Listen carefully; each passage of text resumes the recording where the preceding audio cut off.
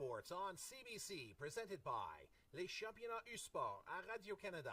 Une présentation du gouvernement du Canada, the Government of Canada. Nike, just do it. Faites-le. Fox 40, celebrating more than a decade of the Fox 40 U-Sports Coach of the Year Award Program. Fier partenaire des prix de l'entraîneur de l'année U-Sport. Veriburn, medical supply partner of Varsity Athletics since 1979. Partenaire du sport universitaire depuis 1979. Barron, exclusive supplier of U-Sports Championship rings. Le fournisseur exclusif des bagues du championnat U-Sport.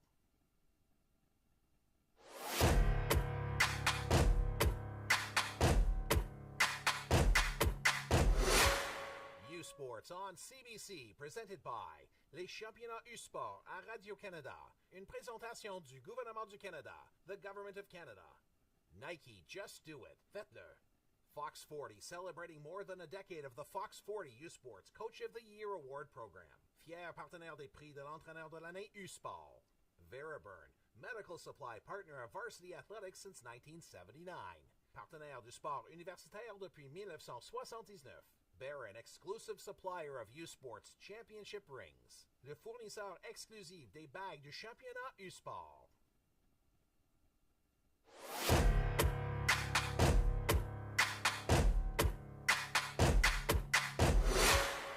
U-Sports on CBC, presented by les championnats U-Sport à Radio-Canada. Une présentation du gouvernement du Canada, the Government of Canada. Nike, just do it. Faites-le. Fox 40, celebrating more than a decade of the Fox 40 U-Sports Coach of the Year Award Program. Fier partenaire des prix de l'entraîneur de l'année U-Sport. Veriburn, medical supply partner of Varsity Athletics since 1979. Partenaire du sport universitaire depuis 1979. Barron, exclusive supplier of U-Sports Championship rings. Le fournisseur exclusif des bagues du championnat U-Sport.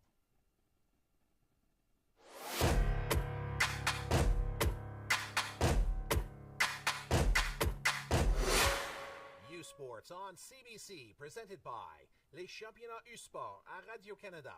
Une présentation du gouvernement du Canada, the Government of Canada. Nike, just do it. Faites-le. Fox 40, celebrating more than a decade of the Fox 40 U-Sports Coach of the Year Award Program. Fier partenaire des prix de l'entraîneur de l'année U-Sport. Veriburn, medical supply partner of Varsity Athletics since 1979.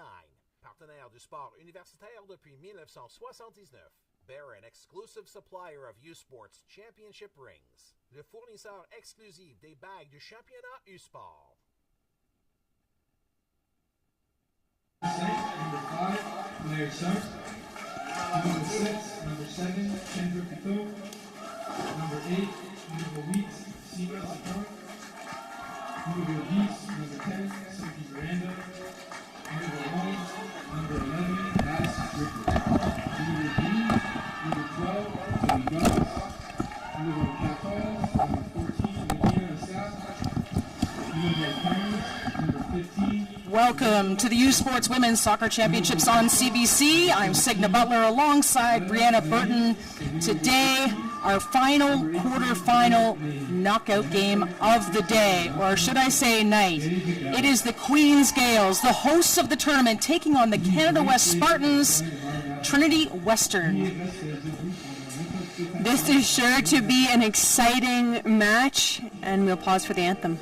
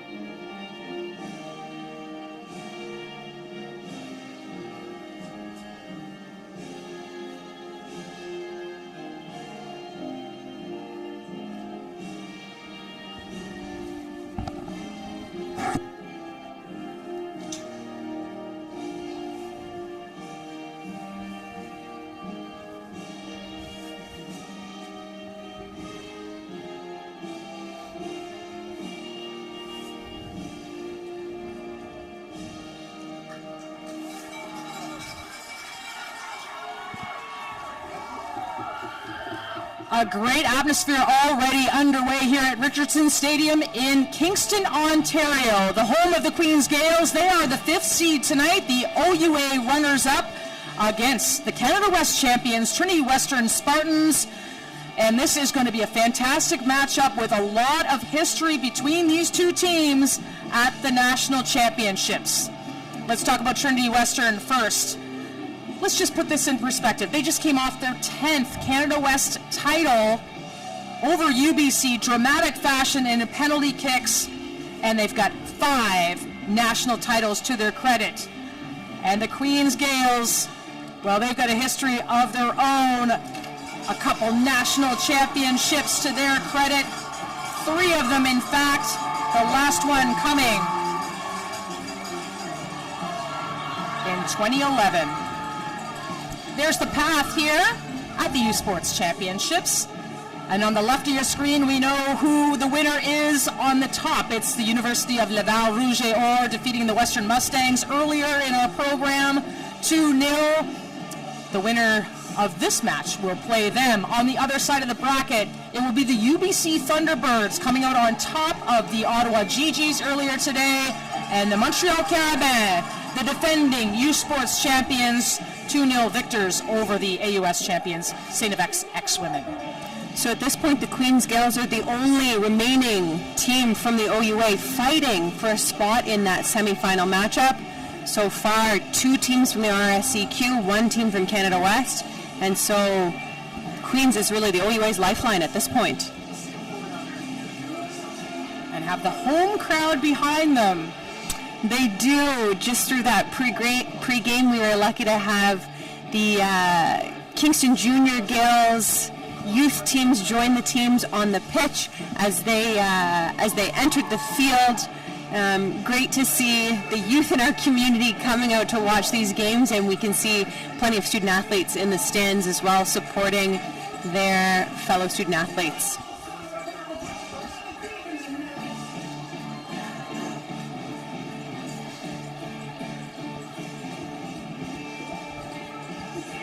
We're expecting to see a pretty similar lineup from the Queen's Gales that we've seen all season long. I mean, the team, while they've taken some knocks here and there, is relatively healthy, and so we'll see a lot of familiar faces in that starting lineup. Typically go with a 4-3-3. We'll see how they line up today. As for Trinity Western, another 4-3-3 shape from Graham Roxborough's team. Both of these coaches, Dave McDowell, Graham Roxborough, among the U Sports longest-serving coaches in women's soccer. Built fantastic programs, and it's going to be a battle here tonight. Fantastic programs, so many championships provincially and nationally between both teams, and so a lot on the line for these student athletes and of course the alumni who've all played and are here supporting as well. Just getting set here for kickoff. Signa Butler alongside Brianna Burton for our final quarterfinal of the day. That final spot in the semifinals awaits the winner of Trinity Western Spartans wearing the white jerseys on the right of your screen, and on the left side of your screen wearing navy with the yellow numbers. It's Queens.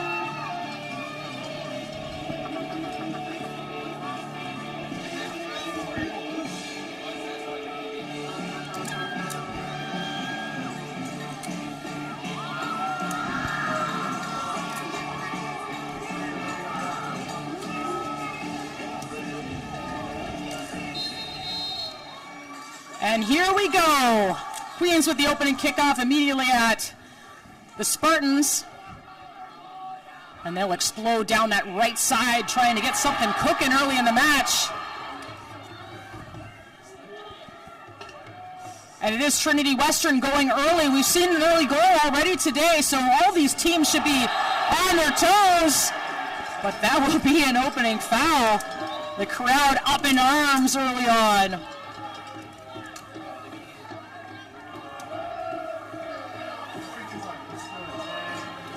Quick replay of that foul.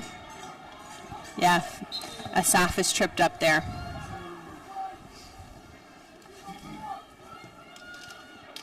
I mean, if the Gales are able to get something going early here, the crowd is going to be on their side and will stay on their side.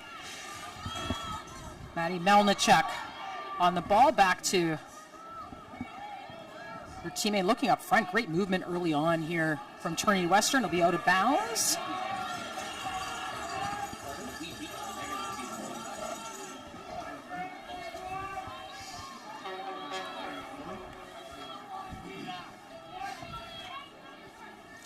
Kirsten Tynan coming off a great night where she was named a second-team All-Canadian, the Queen's goalkeeper.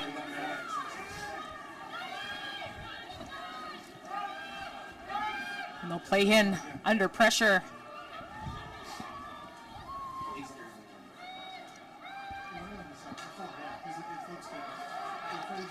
Great early pace to this game.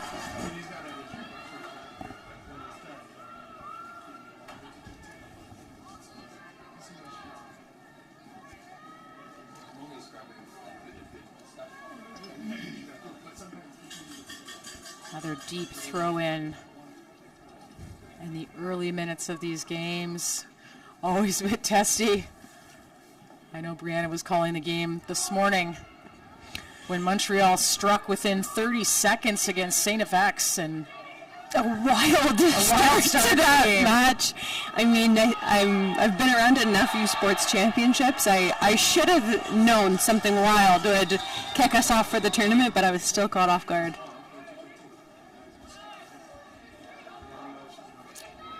Claire Sun on the ball.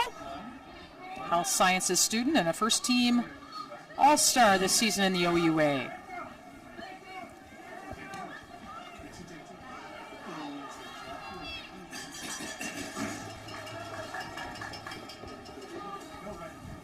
Throw in for the Gales. Sutcliffe.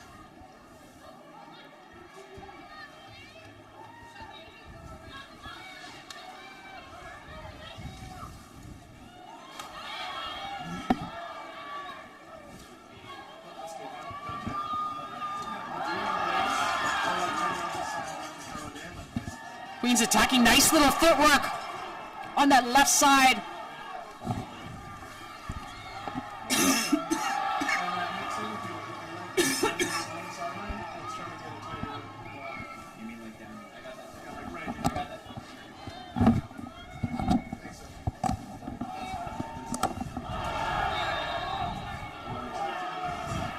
Heavy tackle over by the corner flag. Yeah, referee calls foul, and rightfully so.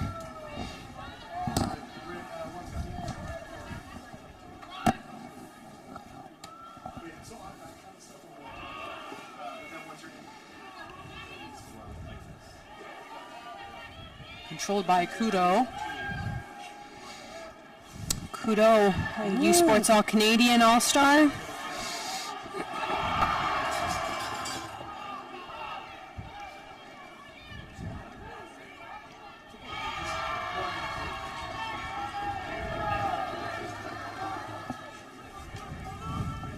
How much, Brianna, in your experience, you played in a couple national championships, how important is it in the first couple minutes to get that first touch, that first big tackle? Oh, it's a huge deal. I mean, if these athletes experienced anything like I did, your heart is racing at the start of the match. You're just waiting for the moment where you feel confident, can finally settle into the match. And sometimes it's connecting on a nice pass. Sometimes it's getting a nice hard tackle. I'm sure the support of the crowd might add to the pressure, but support in those moments like that are what's going to help you settle in and feel confident and ready to play.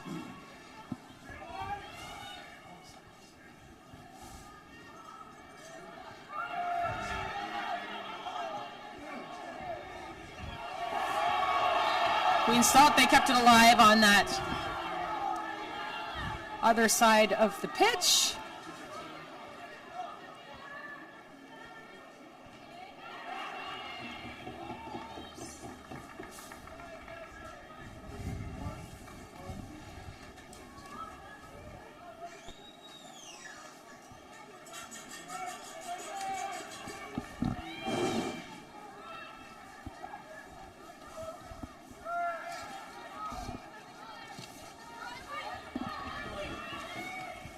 Big swing to this right side. Yeah, Sutcliffe on the ball. Sutcliffe was out for, honestly, a great chunk of the season, working through an ankle injury, and the season moved so quick it ended up being a significant period for that ankle sprain.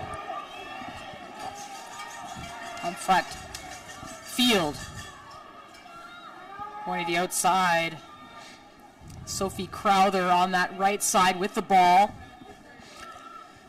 Crowther and Field are going to be the ones to watch through this match from the Trinity Western Spartans, each notching 7 goals each through the season, so we know that they both have the ability to put the ball in the back of the net. Crowther second in the Canada West in scoring. Field third in Canada West in scoring, so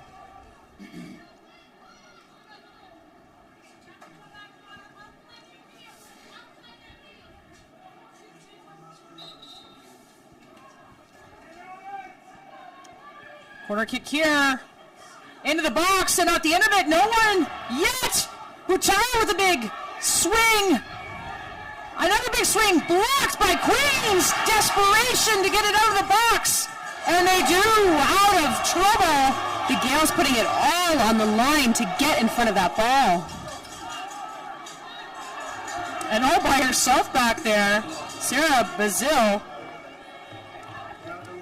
gets it out of trouble because Queens was on the counter.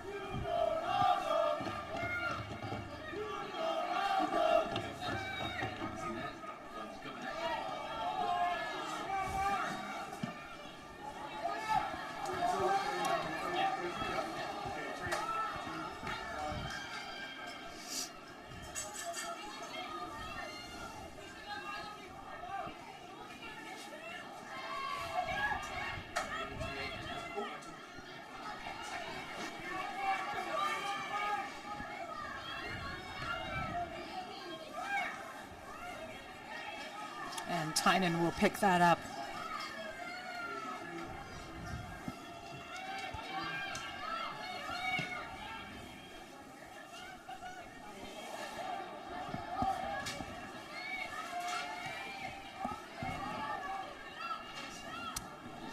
Here's Ledina Hinge. She wants to make her way into the attack, but is tripped up.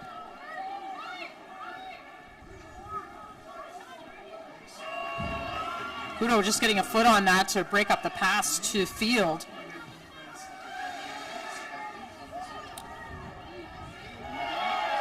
Saccharin with a nice bit of footwork. Broken up by Trinity Western. There's Buttar spraying that ball to the right. And Queens on it. Tynan going wide. Sutcliffe on the flank here, doing well to keep it alive. Now back to Trinity Western. Sadu. And out for a corner. So Trinity Western with 2 early corners, 2 early opportunities. And with some size, could cause some trouble in the box. Yeah, Sutcliffe's a bit slow to get up here, outstretched to make that tackle.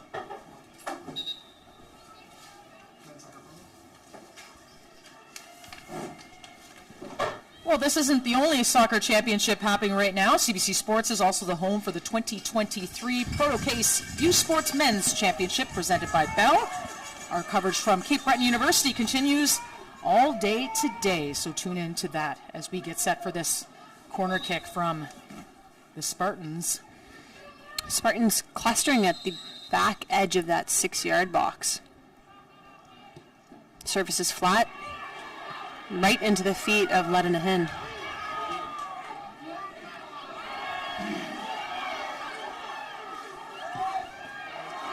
Bouncing ball to Strickler. A nice play in there, and what can Strickler do? She's in all alone! And handled by Hannah Miller. And that could have been Queen's opportunity to get this crowd at Richardson Stadium into a frenzy. That final touch just wasn't there.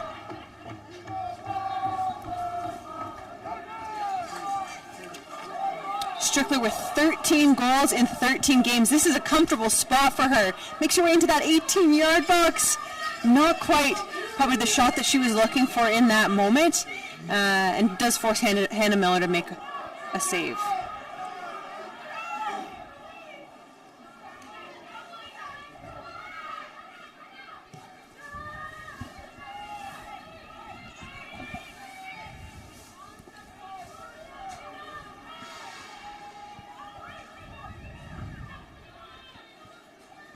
Trinity Western.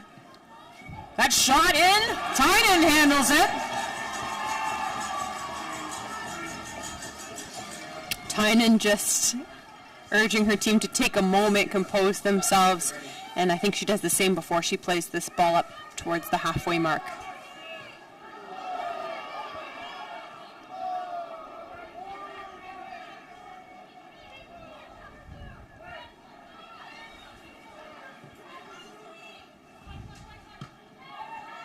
Cleared away by Sun.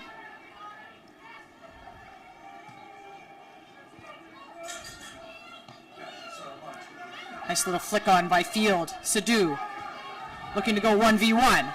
Does it. Ryan comes in for the tackle. We'll watch a replay of that. There's Boutar with the shot on goal, but very well secured by goalkeeper Christian Tynan.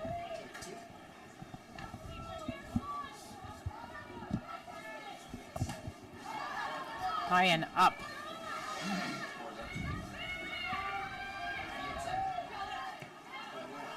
Good step to the ball.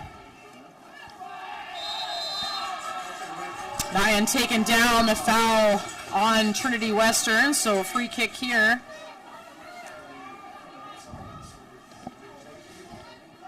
Nine with a heavily taped up left quad, has definitely been nursing an injury through the back end of the season and this playoff series for the Gales.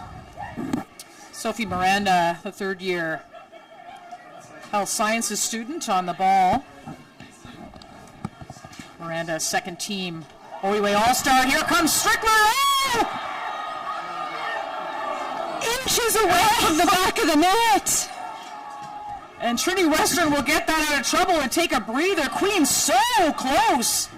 And the second opportunity of the game for Matson Strickler.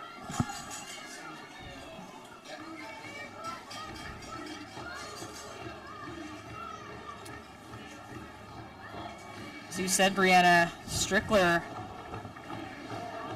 13 goals in the regular season. Yeah, Strickler's really come into her own at that number 9 position. She had spent quite a bit of her career at Queen's playing a little bit more on the widths of the pitch and on either the left or right wing. And once the Twins committed to Queen's with their kind of talent and pace and no call there. Strickler was tasked with filling that number 9 role, and she has really surpassed everyone's expectations. So confident in that role and able to score such a high volume of goals. And of course the Twins being Letta and Vida Nyan, who are, as Dave McDowell says, really exciting to watch, and lots of skill, not afraid to use it either. No, we'll watch that replay here. Here's Strickler. Oh. The ball is on target, but it was kind of a floating bounce, and Trinity Western were able to tidy that one up and clear it away. Yeah, that's absolutely a foul. Referee blowing the whistle, getting things under control, settling things down 15 minutes into this quarterfinal matchup. Queen's starting to look a little bit more comfortable here, building some momentum on their attack.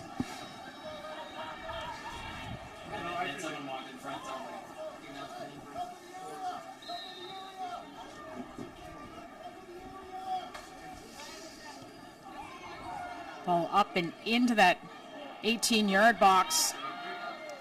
Not quite dealt with. And it'll go out for a goal kick.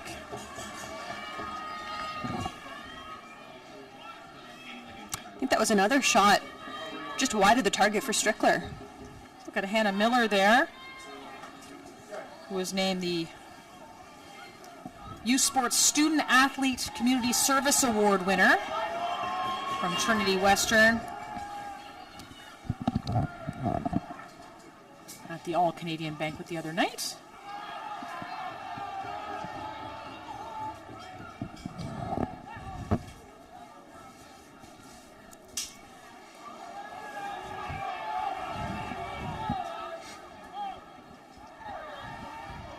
Another Queens throw in on the far side of the pitch.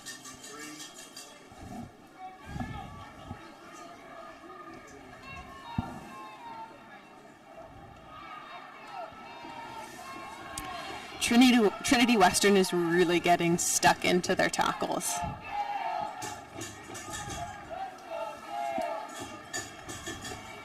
Trinity Western coming forward, pick up a throw in.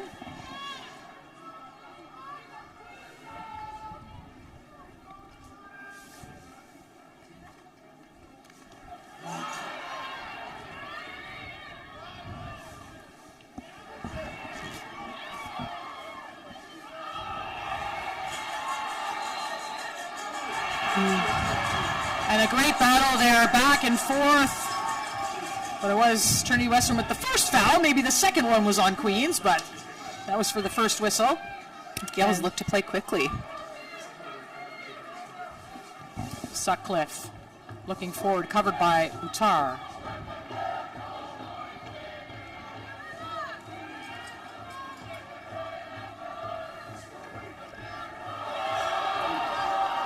Lovely movement.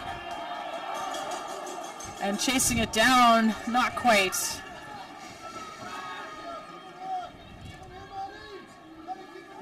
That's such a typical bit of movement from the Gales. They love to use the widths of this pitch and engage Letta and Vida Nahin and play through those wide areas.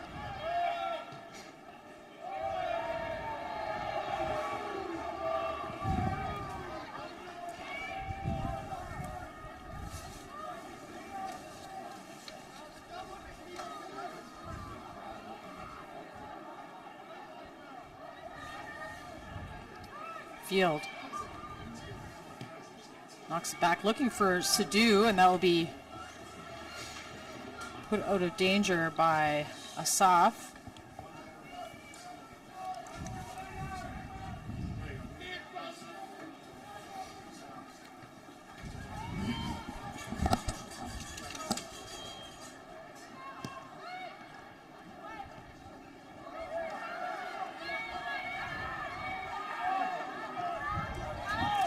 Well tackled over on that right side, but out of bounds.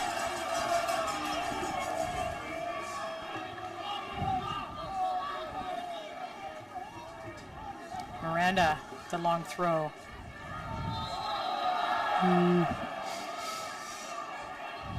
Another foul there by Seema Sakrin.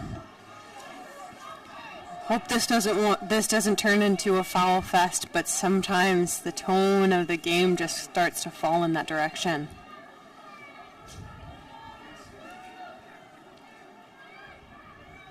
We've seen such fluid play today from all of the teams, and in talking to many of the coaches coming into the tournament, they're saying that they feel that the best 8 teams in the nation are truly represented here. Butar. Tackled, well tackled by Guto. And out of danger, there'll be a chase on between Strickler and Tilly James, and James will get it out of danger. I mean, it goes without saying, the top 8 teams are here, but sometimes there's an upset in a conference final. Sometimes luck gets in the way and not the best teams end up here, but it's of the opinion of several of the coaches that that's not the case this year. It is truly the top 8 universities in the country. Yeah, no, I couldn't agree with those coaches' sentiments more. I'm lucky enough to cover the Gales through the regular season, so I see a ton of OUA games and see results from across the nation, but it really does feel like the best 8 teams are here, and we've seen it so far in this tournament with really tight score lines between all the teams, really high level of competition and some really great matchups. So it's impressive that's been the result this year. Just a reminder, as you may have seen on the bottom of your screen, Canada's top university runners are going to London to race the Thames Valley Golf Course for the 2023 U Sports Cross Country Championships. So that's on Sunday. Make sure you tune into CBC Sports and CBC Gem for that, starting 11:30 Eastern Time.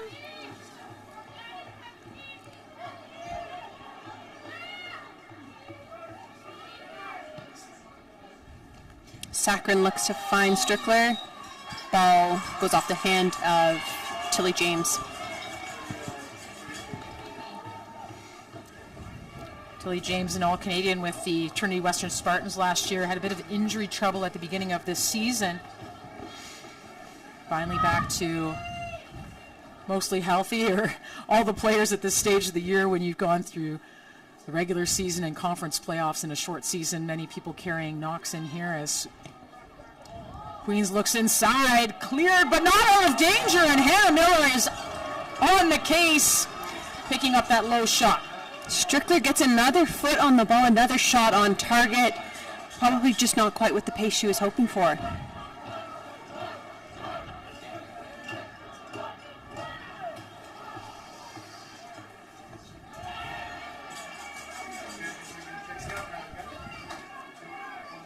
We'll watch that replay once more. Here comes Strickler.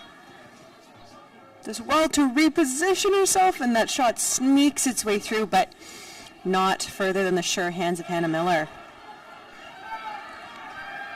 Hannah Miller, a really seasoned veteran on this team. Signa and I saw her at the last championship, just so solid and confident throughout.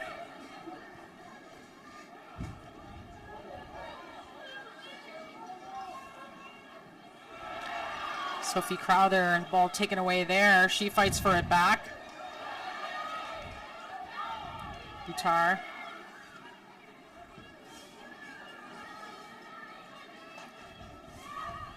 Nice movement by Bazile. Right back for Trinity Western. A great story, Sarah Bazile, who just knocked that ball out of bounds. Missed nearly 2 years. She had ACL injury, quite severe. Graham Roxborough said they weren't even sure whether she would ever get back on the pitch, and she's been back this season. They've managed her time, played excellent in the semifinals and finals of Canada West. A notable player for them. I mean, kudos to Bazile for rehabbing that type of injury. That takes hard work, dedication, and certainly credit to the Trinity Western medical support staff as well. Oh, a nice little step over there by Sadu. And then she comes, going one-on-one, but stops.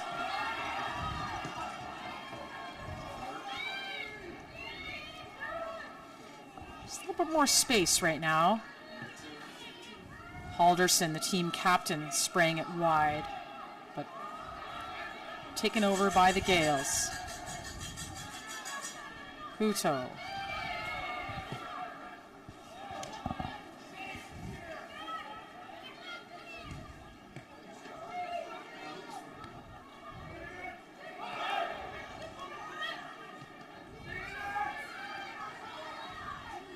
Trinity Western pressing here, looking to get it back. Halderson does. Field, chip up front, handled by Sun. And a trip there by Saccharin on Halderson. Not a great place to foul. Coach McDowell is not going to be happy about that one.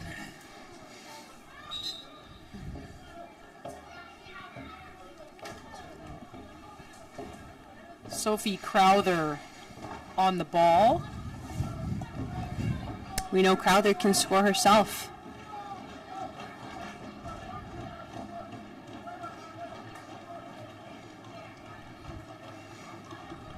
2 in front of the ball for the Gales.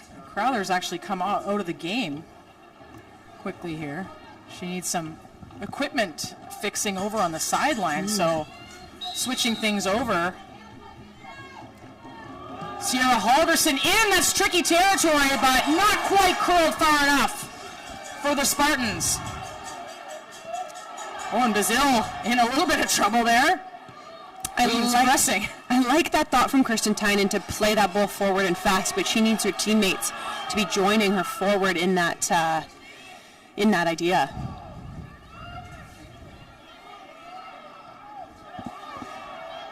Cross in.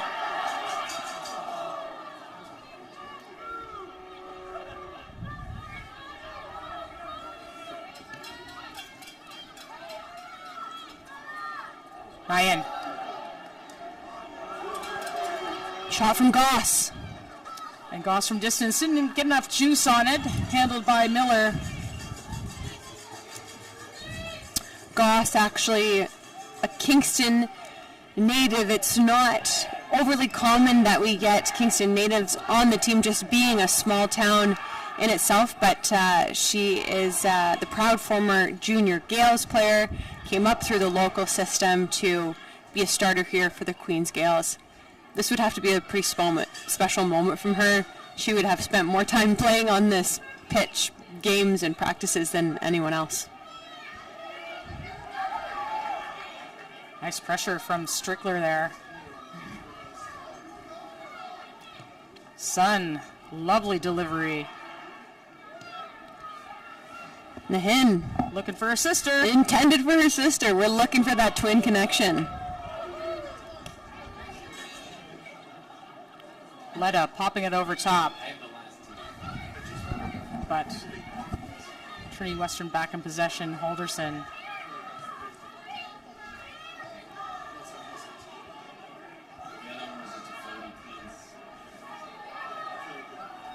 Krančić.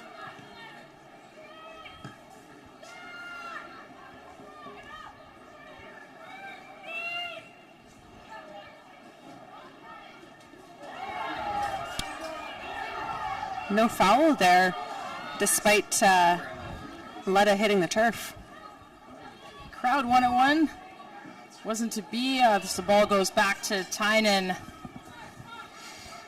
and quickly played into Asaf.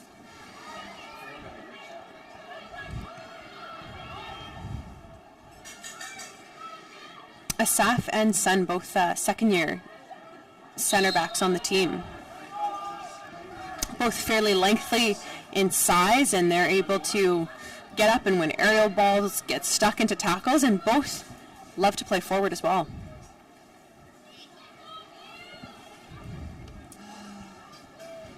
Sophie Crowther back in the game now.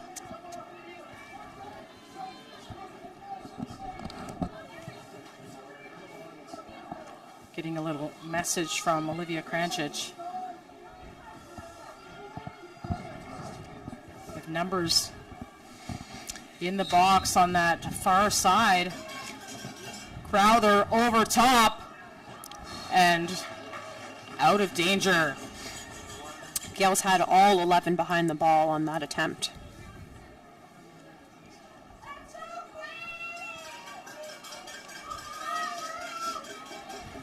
Kirsten Tynan, the second team All-Canadian, just at the All-Canadian banquet the other night.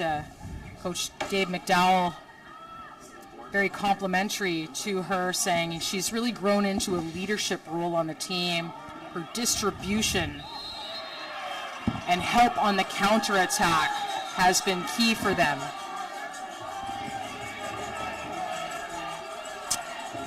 Yeah, Kirsten Tynan so solid for the Queen's Gales through the regular season, giving up just a handful of goals.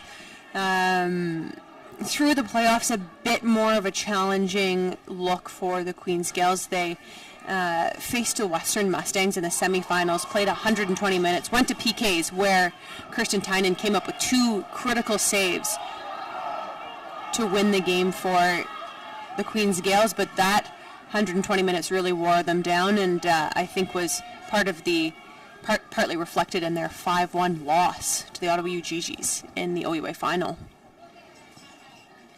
Usually a much closer game between those two OUA East rivals. Much closer. Truly, the Gales giving up more goals in that game than they had all season. And speaking of close, there's no closer rivalry probably than the Canada West rivalry between UBC and Trinity Western. They've kind of alternated who's won the Canada West title the last couple years. And this year it was Trinity Western in penalties. UBC missing their final shot, went off the post, actually deflected by Hannah Miller. And Trinity Western coming away with their 10th conference title. So, I mean, with that, both of these teams are going to be comfortable potentially with a 0-0 draw heading into the later parts of this game, and if need be, they know how to play in extra time and in PKs. Queen's down a player right now because Futo has come to the sideline, got a little bit of turf burn that needs to be fixed up. The Queen's training staff, treating her right now. Tynan has to come off their line, can't pick it up as it's at the box. And Trinity Western with an opportunity.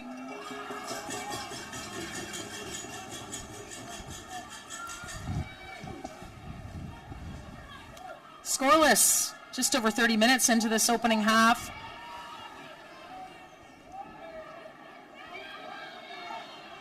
Good chances for both sides so far. Charity Field staying on her feet. Looking for Halderson, can't find her. And just the pace from Strickler has caused quite a few problems early on. Crowther, Buttar. Wide but picked up.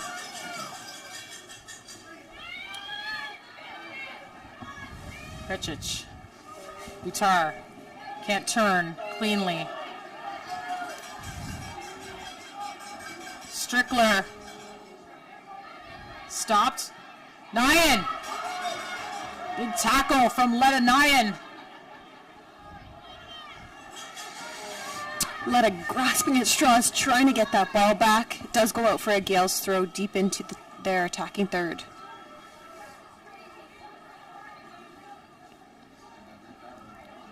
Sutcliffe throw down the line.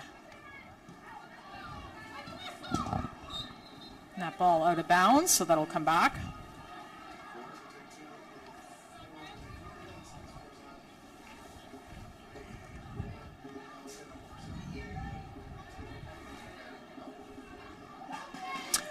Kuto finally back in the game. I think that was a pretty substantial turf burn she got on her knee and lower shin, so it took longer than expected to get that wrapped up. Free kick here for Queens. Sophie Miranda on the ball.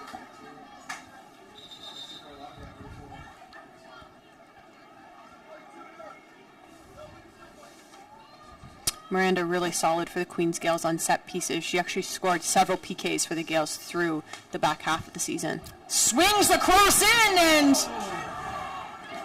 it looks like connected, but I think that was corner Asaf who got her head on the ball there. Corner kick coming up for the Gales, and looking like they were going for a short corner here, but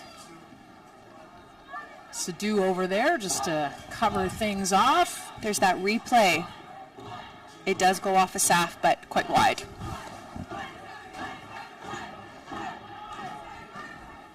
Ball in. Trinity Western player down in the box.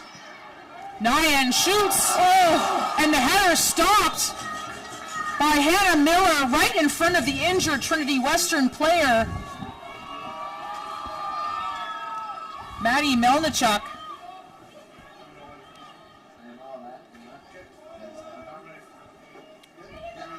The staff coming out, we'll see.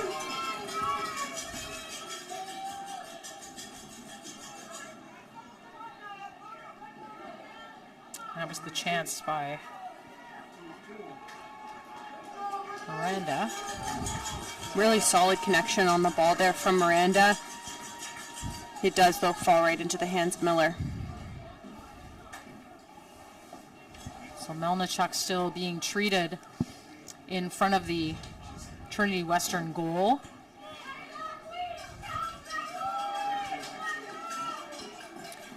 Just under 10 minutes left in this opening half. Scoreless draw between this 4th seeds, Trinity Western, and the 5th seeds, Queens. Few opportunities on both sides. And as we wait for the treatment there, how about the Vanier Cup coming up? CBC TV is your home for the 2023 Canada Life Vanier Cup from Kingston, Ontario. Catch the best in university football action Saturday, November 25th, 1 p.m. Eastern on CBC TV, CBC Gem, and cbcsports.ca. That's right. If you like what you see here at Richardson Stadium, we are the host of the 2023 Vanier Cup, the perfect venue to host a national championship. I've been lucky enough to cover the last couple of Vanier Cups as a sideline reporter for CBC, and man, last year's game was fantastic between Laval and Saskatchewan. It was just back and forth. Laval eventually winning that championship, and there will probably be some new faces in that national championship game this year. That's right. With the Mitchell and UTEC both still to come, the Vanier Cup participants yet to be determined. Conference championships this weekend, so looking forward to that. Sun will go all the way back, Tynan to Asaf. Headed away by Tilly James to Kudo.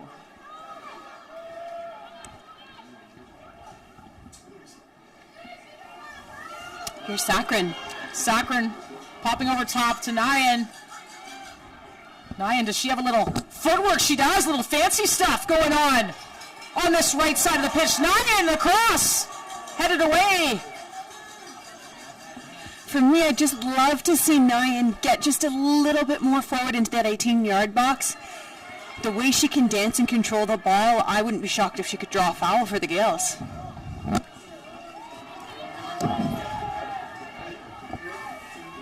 We'll watch that one back here.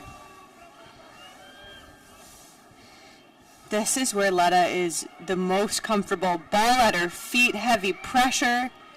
She is able to get a cross off, but no Gales within close proximity. Letta and her twin sister Vita from Markham, Ontario. Kinesiology students and identical twins. I'm an identical twin mom myself. That's so quite an accomplishment to the parents of the Nyan sisters. That's right. So, Signa, you could probably speak to the twin telepathy that could go on between these two. We might see a little bit. Not the only twins at the tournament, though. There was the Steen sisters on the St. X women as well. So that's right, Nick. We've got even just siblings, the Ferreira siblings, right, on UBC. So lots of familiar connections.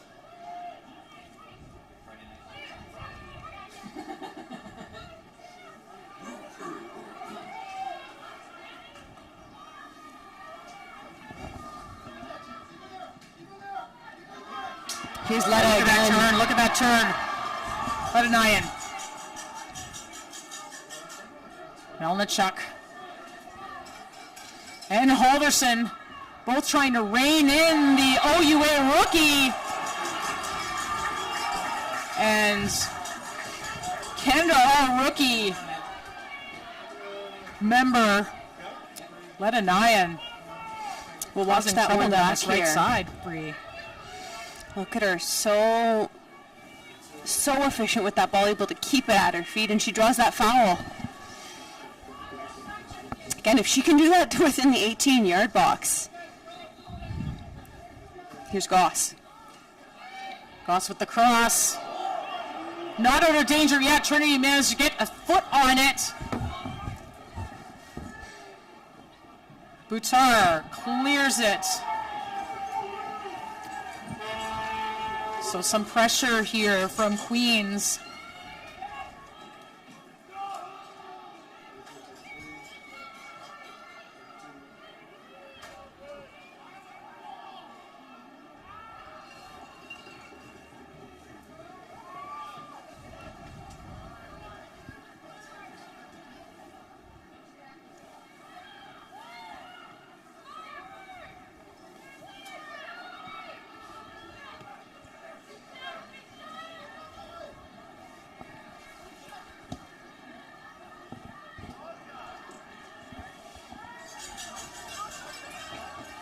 Queen's throw. Squeaks by.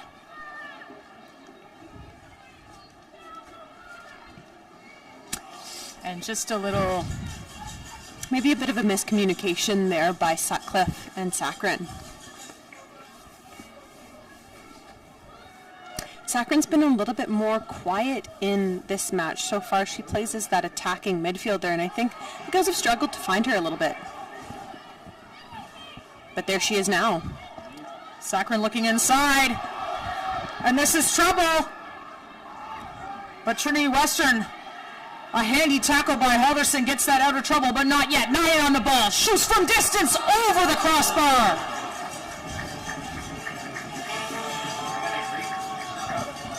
Hannah Miller looking pretty confident in that net, just watching that sail over the top bar. She knew that was not on target.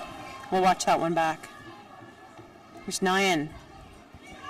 Yeah, it's a good strike, but well over that crossbar.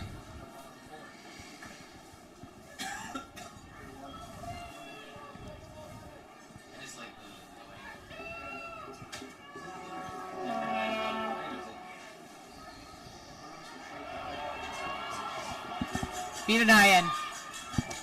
The cross. And not handled by Strickler. Tynan's been a little quiet. She hasn't seen the ball down here for a little while. It's been all Queens for the last couple of minutes. Those can be sometimes detrimental for teams if your backline or your goalkeeper's not overly engaged in the game just because they're not seeing too much action. That's when mistakes can happen. Here's Saccharin. And squeaking by. And the low cross. Handled by Trinity Western, not quite out of trouble yet. That's a great look from Saccharin. You could see her get her head up. She tried to pick out Strickler, but sent that ball towards her back foot rather than the front. Sadu couldn't track down the ball, so it'll be a Queen's throw.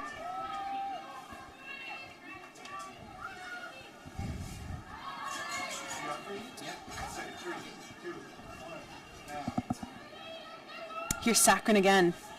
She finds Strickler, but it's cut out by the Spartans.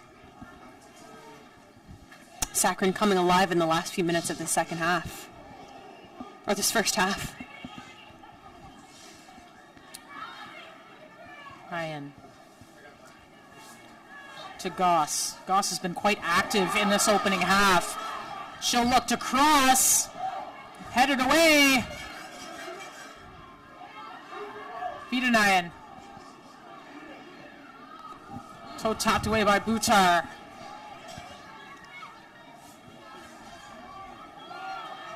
And now to Crowther, who's moved over to that right side, tackled.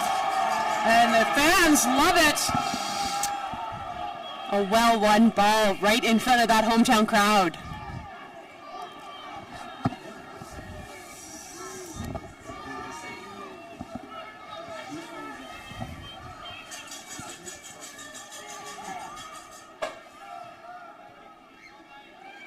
Lovely touch there by Trinity Western, and they're in! Oh, and the finish isn't there from Maddie Melichuk. The first break we've seen in the last 10 minutes from Trinity Western. I think Melichuk is going to wish she could take that one back. She was right in front of the target, and all she needed was a little tap. We'll watch it back. There's that cross. There she is. Oh, it gets underneath the ball, and it's well over the net. Nice connective play there by the Spartans. 45 minutes gone, just out of time left in this opening half. Scoreless draw between Queens and Trinity Western. Melnichuk.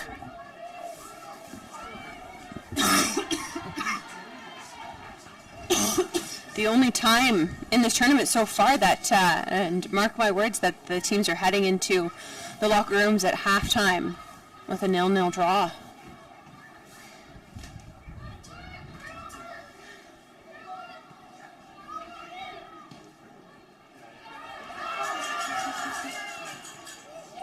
Ryan read that well with the pace, and that's a foul. Ooh, when we hope Danielle Cooper, and Nyan is not good right now. She's grabbing her leg. That is not good at all.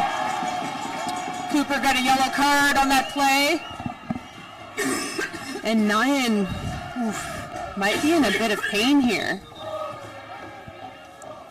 And medical staff is summoned to the pitch right here.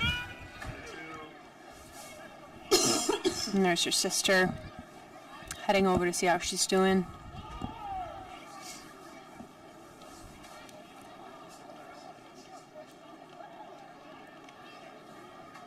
Grabbing her knee area.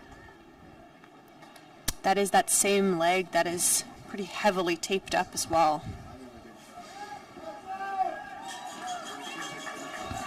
She's up and she's on her feet. Limping.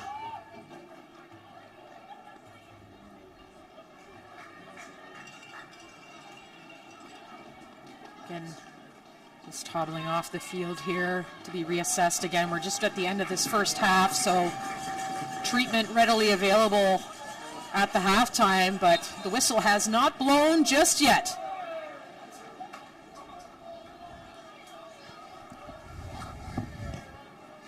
Miranda in. Strickler causing some pressure.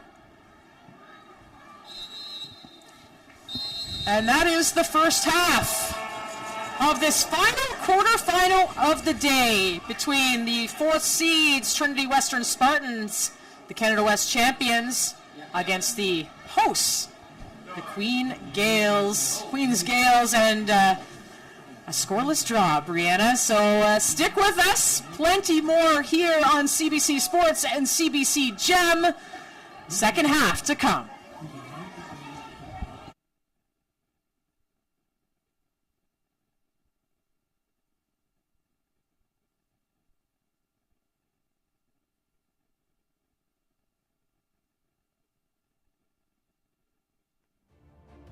The most successful people in life share one thing in common. They all put themselves in a position to thrive. Surrounded by people who challenge them to think bigger. And communities that support them at every turn. In the classroom. And way outside of it. If you want to set yourself up for success. If you want to give yourself the tools to achieve any goal. There's no better place to begin than Queens. We challenge. We support. You succeed. You'll be great, no matter where you go. But your greatest story starts right here.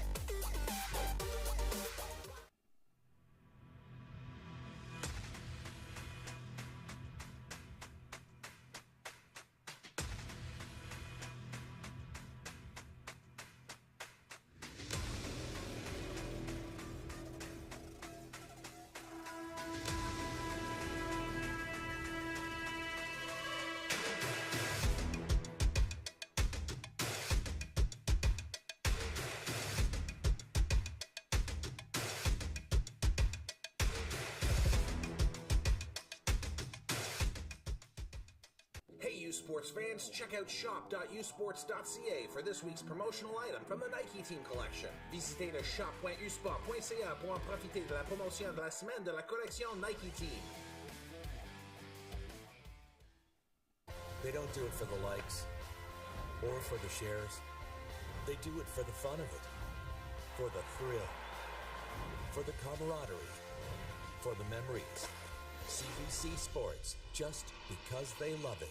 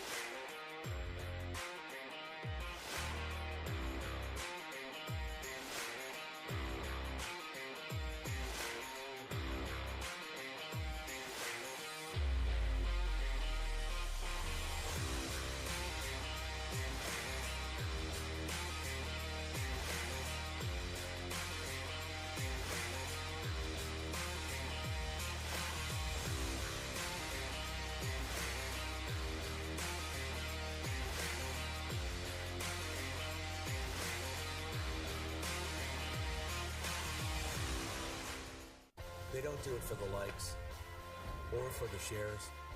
They do it for the fun of it, for the thrill, for the camaraderie, for the memories.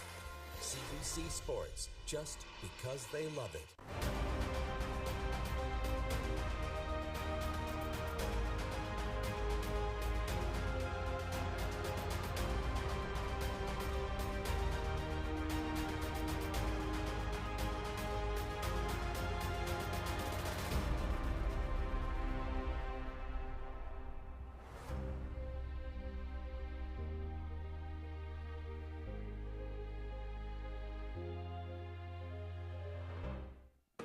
It's that moment again, the one you dream of every night. La seule chose qui te préoccupe, c'est la gloire. Le cheminement de la réussite, of pushing yourself further than ever before. But the true glory is in the shadows. Les sacrifices que tu fais, quand toutes les chances sont contre toi, when you can't push one more second. Chase the glory. Visez haut.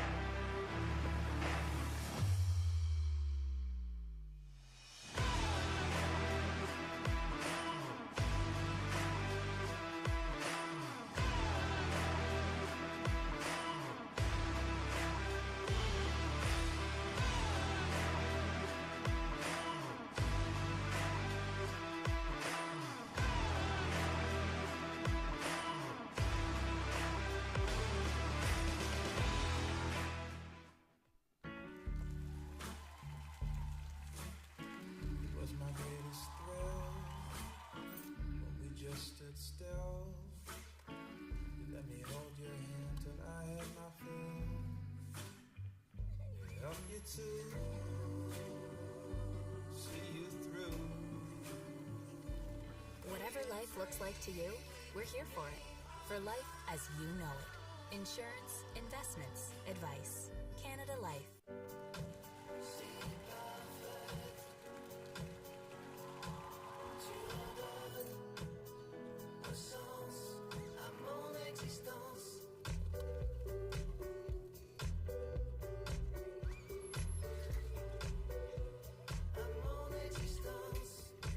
Peu importe à quoi ressemble votre vie, vous pouvez compter sur nous. Pour la vie comme vous la vivez. Assurance, placement, conseil. Canada Vie.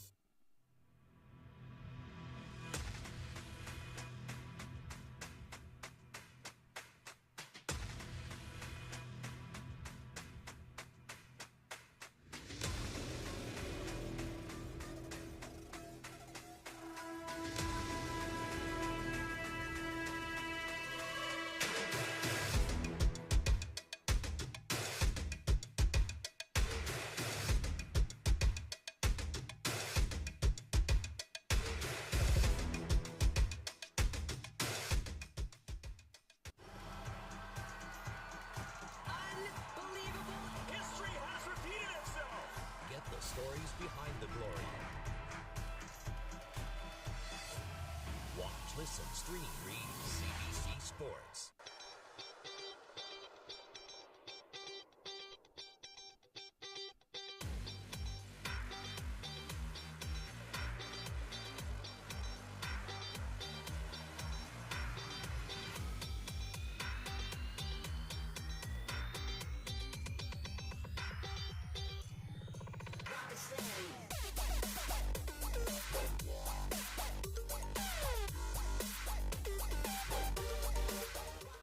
Sports fans, check out shop.usports.ca for this week's promotional item from the Nike Team Collection. Visitez le shop.usport.ca pour en profiter de la promotion de la semaine de la collection Nike Team.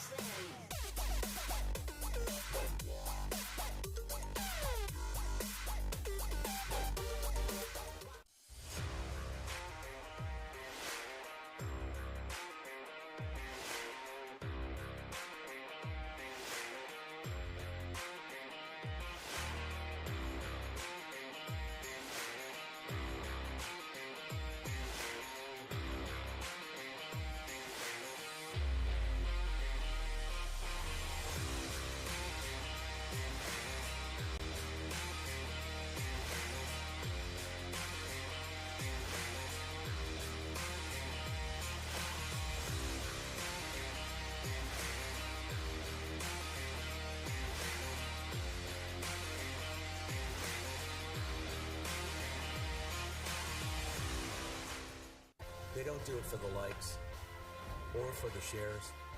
They do it for the fun of it, for the thrill, for the camaraderie, for the memories.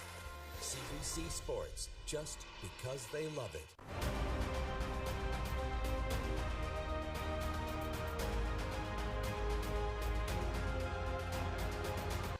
Welcome back to Richardson Stadium here in Kingston. We're all tied up in the quarterfinal between the Trinity Western Spartans and the Queens Gales in the 2023 Women's Soccer U Sports Championship. I'm here with Queens midfielder Kendra Kudo.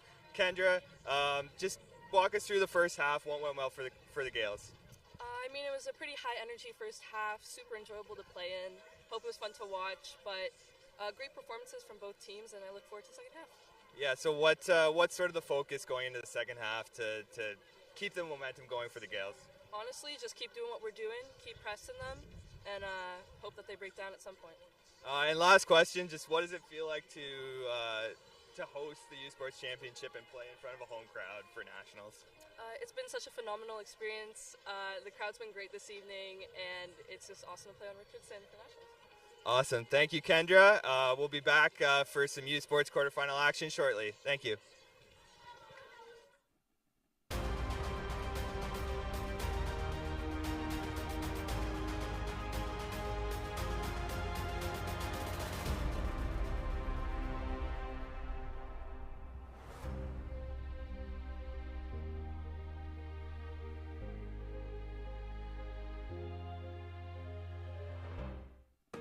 It's that moment again, the one you dream of every night.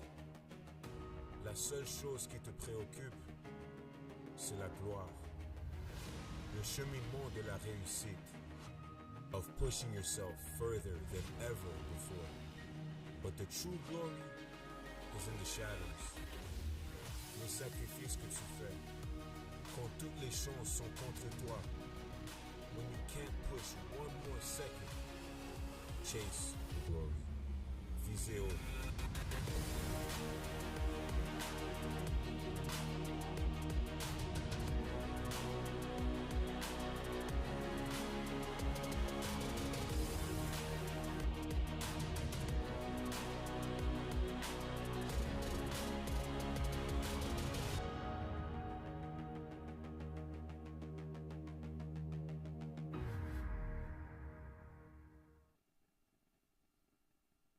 Welcome back to the U Sports Women's Soccer Championships from Kingston, Ontario and Richardson Stadium, the home of the Queens Gales, who are in a scoreless draw with the Canada West champions Trinity Western Spartans. 45 minutes left to play to decide who moves on to the semifinals, the championship side of the bracket, and do their schools proud. I'm Signa Butler alongside Brianna Burton for this final quarterfinal match of the day. So far, Queens with the better chances in this match. Madsen Strickler with a couple of opportunities for Queens, while Maddie Melnichuk had a really great chance late in that opening half to potentially put Trinity Western ahead.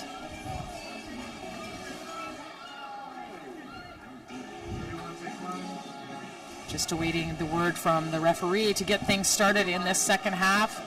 And we'll get you some changes to the lineups in just a moment.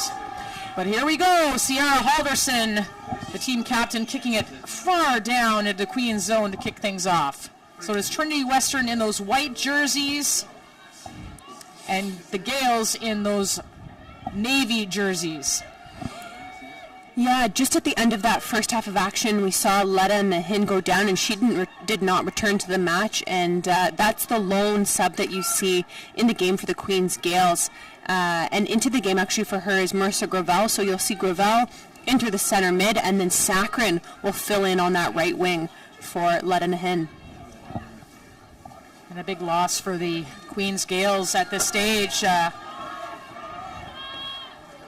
Nahin was causing a lot of trouble down that right side of the pitch.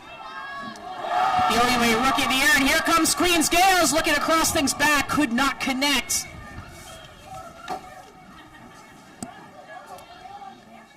Claire Sun trying to keep that alive, but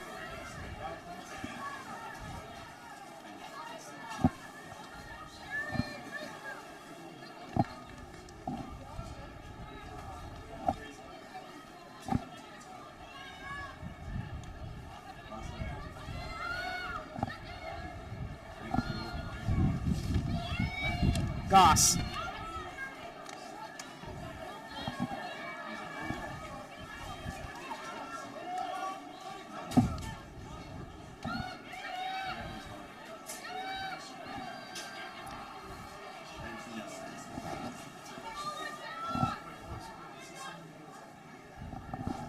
Laren Spiller is into the game for Trinity Western on the right side.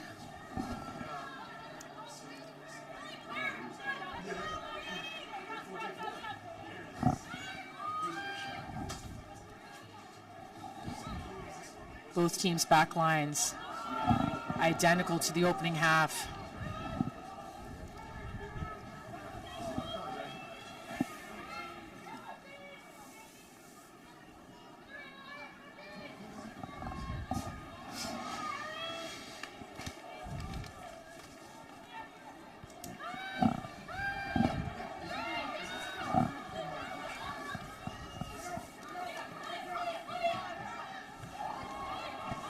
Vietanayan looking for something.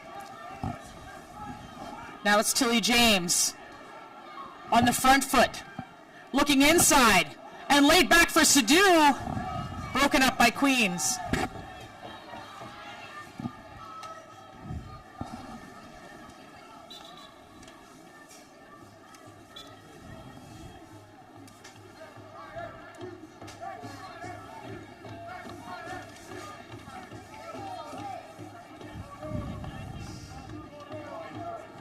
Gales fans continuing their intensity in their support through the second half of play. Really trying to create that home field advantage. And a foul called on Kudo. So a free kick from this right side for Trinity Western.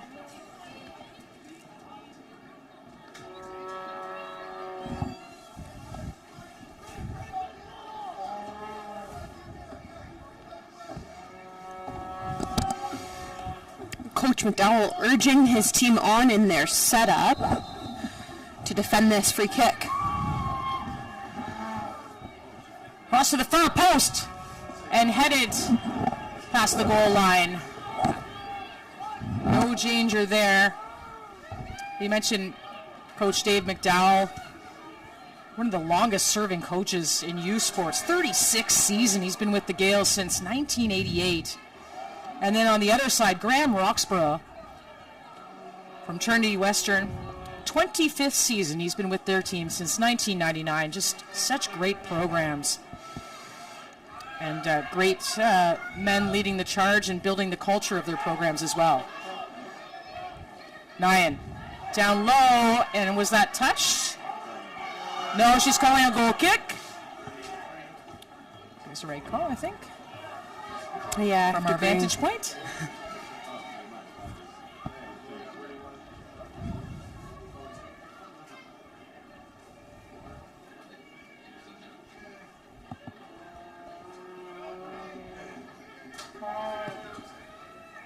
Hannah Miller up and over.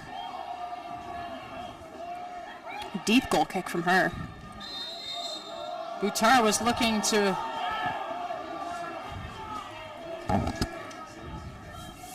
break her teammate Laren Spiller down that right side, but was tackled, the foul called.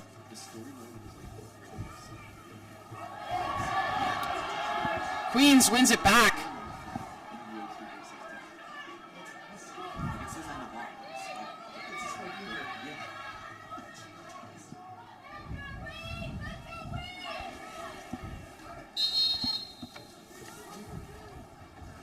Aaron Stewart hobbling a little bit after that tackle for Trinity Western.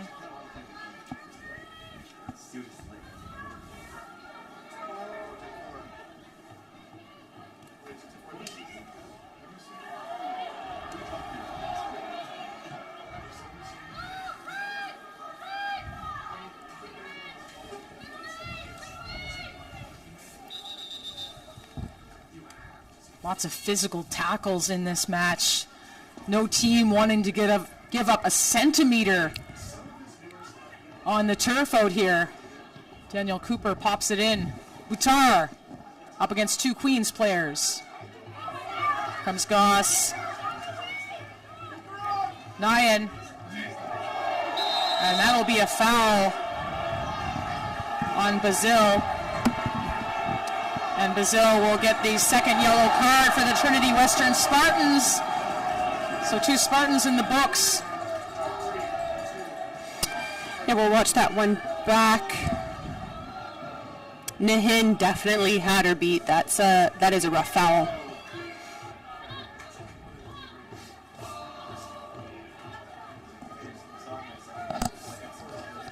So Vida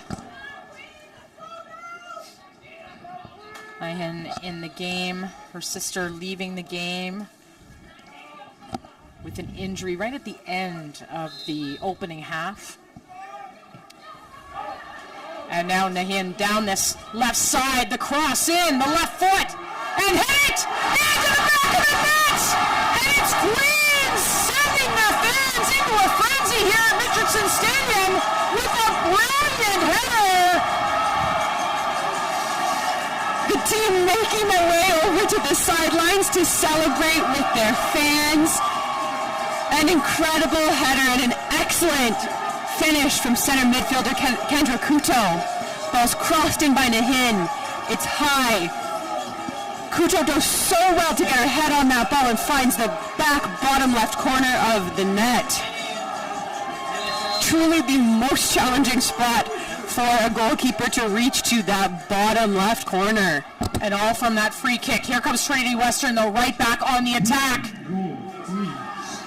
As we know good and well, this is when teams are most vulnerable, when they've scored a goal, celebrated a win, a big sigh of relief, but they need to keep their foot on the gas and not let up for one moment here. Here comes Strickler. Goss on the ball. Strickler runs over it.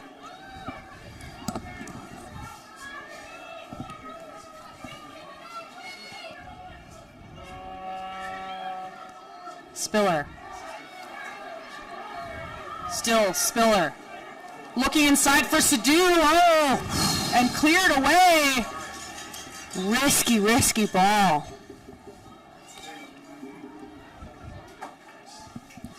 Substitution coming here.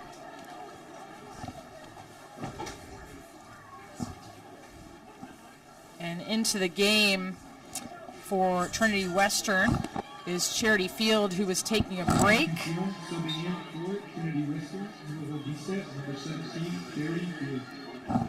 So Charity Field into the game, one of the top offensive threats for the Trinity Spartans.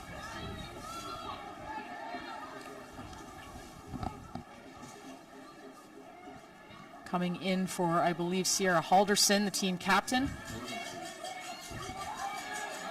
So some strategic movements, perhaps, from Graham Roxborough.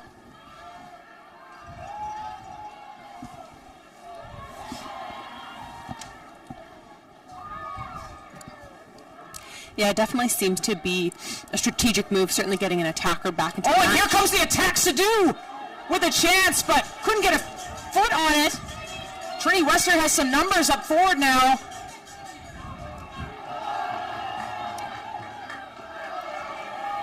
And out of bounds by Daniel Cooper.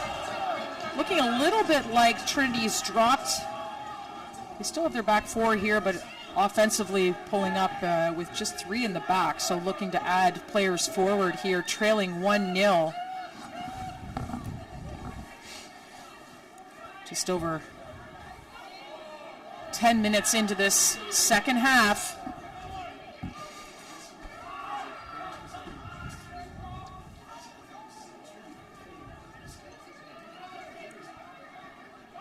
Crowther.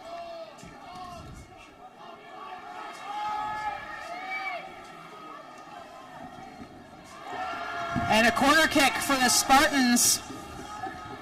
And they'll bring up some of that size from the back. Danny Cooper, Tilly James coming into the box. Big targets for Trinity Western as they look to find an equalizer here.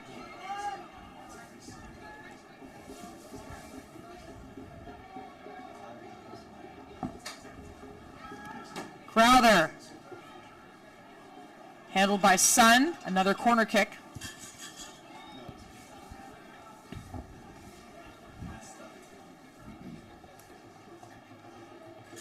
The Gales do have size on their side with Sun and Asaf holding down that Gales back line.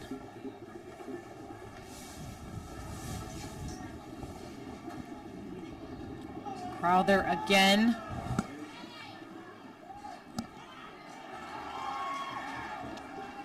Cleared away. I know the trouble. Throw in for Trinity Western.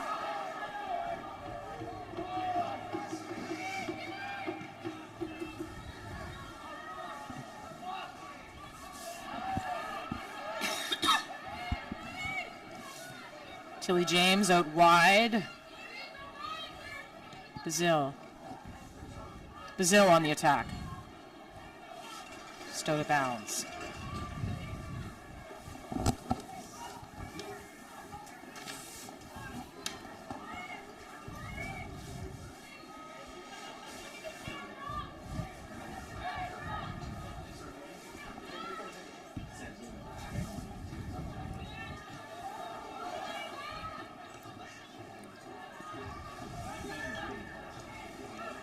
Field.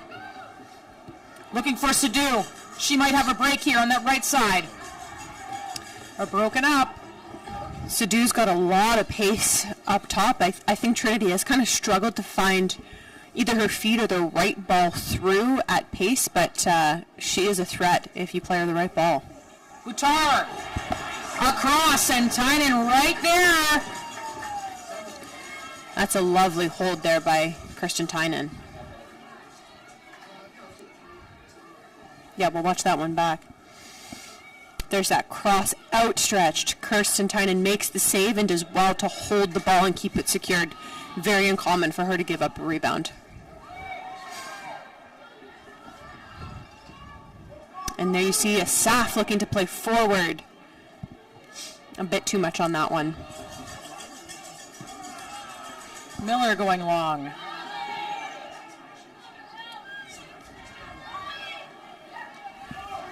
Ryan Goss coming down this left side. And out for a goal kick. Goss thought there might have been a touch on that ball, but there was not, and goal kick for Hannah Miller.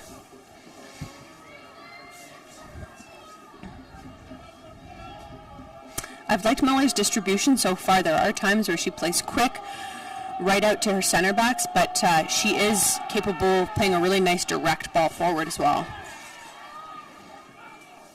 Graham Roxborough said, Miller tends to be an underrated goalie because of how good the back lines have been over the last couple years. That's a foul on Lily James. But Miller in her own right, a strong keeper, and certainly kudos goal. I mean, I don't know who's going to stop that one. That was right in the corner.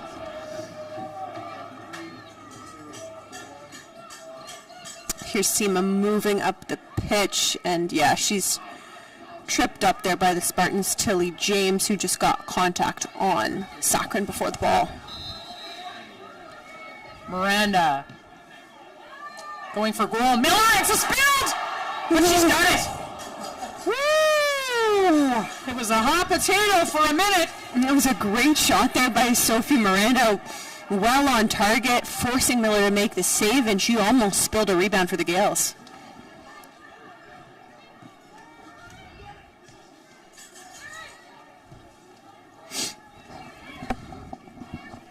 Spiller trying to get by this right side, but Sutcliffe is a wall there. There's another look. There's that shot on target, outstretched Miller, almost into the feet of Strickler, but she's able to scoop it up pretty quickly. Field was trying to spring Sadu,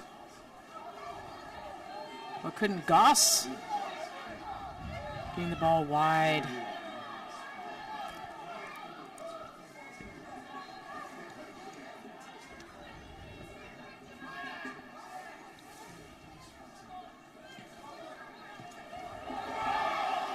Strickler trying to That's a good send in Sakharin on that right side. A good look. Could have been a nice combination there from Strickler and Sakharin. Sakharin, of course, making the move to that wide position, having played the first half in the center mid. Named to the All-Canadian rookie team last year, Sakharin is a player who is so dynamic and looks top-notch, whether it be in the center mid or out on the wing.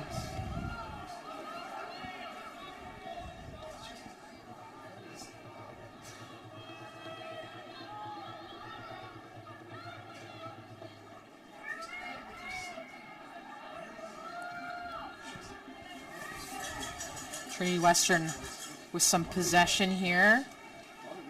Yeah, good luck to play that ball back through the back line. Maybe a bit rushed to play that one forward, and the Gales almost win possession.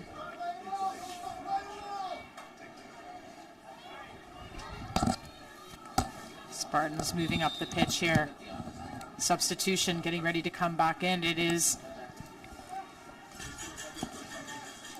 Veta Nyan. And that is good news that she's healthy. Maybe needed a little bit of extra treatment there. Yeah, great to see Letta making her way back into the game. 8 goals on the season for Letta Nahin. She is such a huge part of the Gales' attack, and so with that, she'll filter into likely a position back on the width.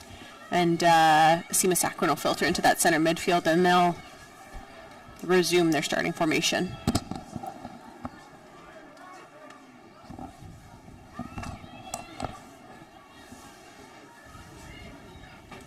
Buttar turns, looking to get something going. And she does, gets that cross in. Handled by Queens, but not quite out of danger yet. And cleared by Goss. Ooh. And that was a heavy foul there from Madsen Strickler. And she gets a booking from the referee. And Bazil up off her feet. Strickler just about got only body on that tackle, no ball.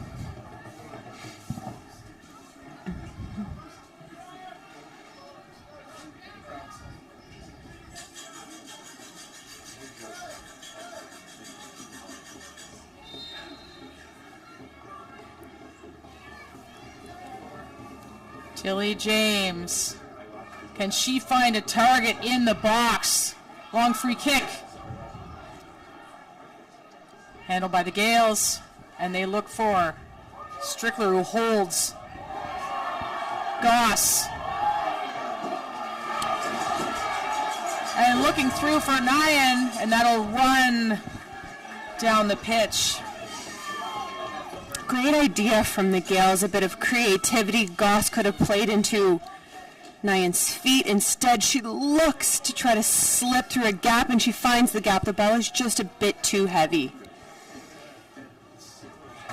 But finding those gaps are the only way that you're going to score against such a strong side in Trinity Western.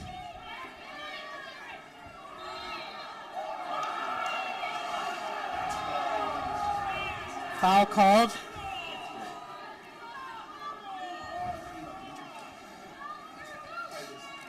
Brianna Buttar, Abbotsford, BC native, 4th year. Memphis University transfer. Roxborough said she's added a lot of athleticism and fight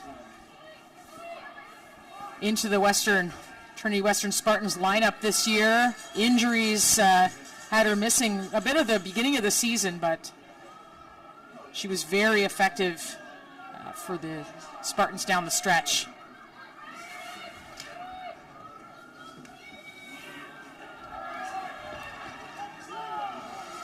Queens on the attack now.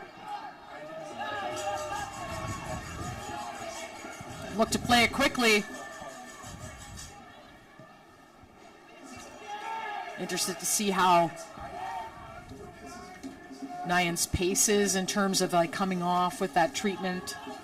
If she has that same explosiveness that she showed in the first half. Yeah, so far she looks to be doing all right and is healthy, but she's so skilled on the ball, so that position she plays, the Gales really demand a lot from her. Field. Broken up by Kudo, the goal scorer.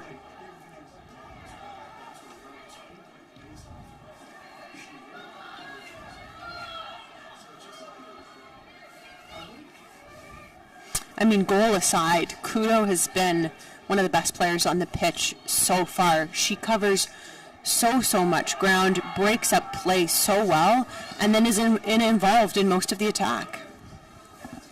Bazil looking for Sadu, couldn't get the right foot on it.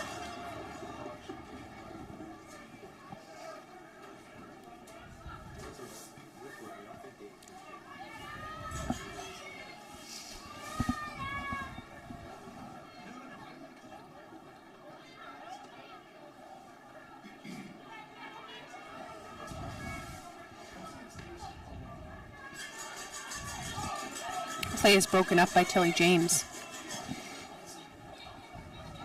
These student athletes focusing on these championships, but I mentioned the name student first. I know Trinity Western the other day was at study hall. I know Queens, I think midterms were just a little while ago as well in the OUA, so that's right. These teams have been really busy managing their studies, so any of you profs watching out there, don't worry. Don't worry. They have it under control. No need to worry. I mean, again, like you say, student athlete first, and so it's a priority for the athletes, a priority for the coaches. They know that their students need to be academically successful first for everything to fall into place on the pitch. Field, a nice touch. Sun handling her on that right side. Field, a great battle between these two. Field looking for the cross. She will get a corner, though. As we approach the 70th minute of the game, Queens with a 1-0 lead over Trinity Western.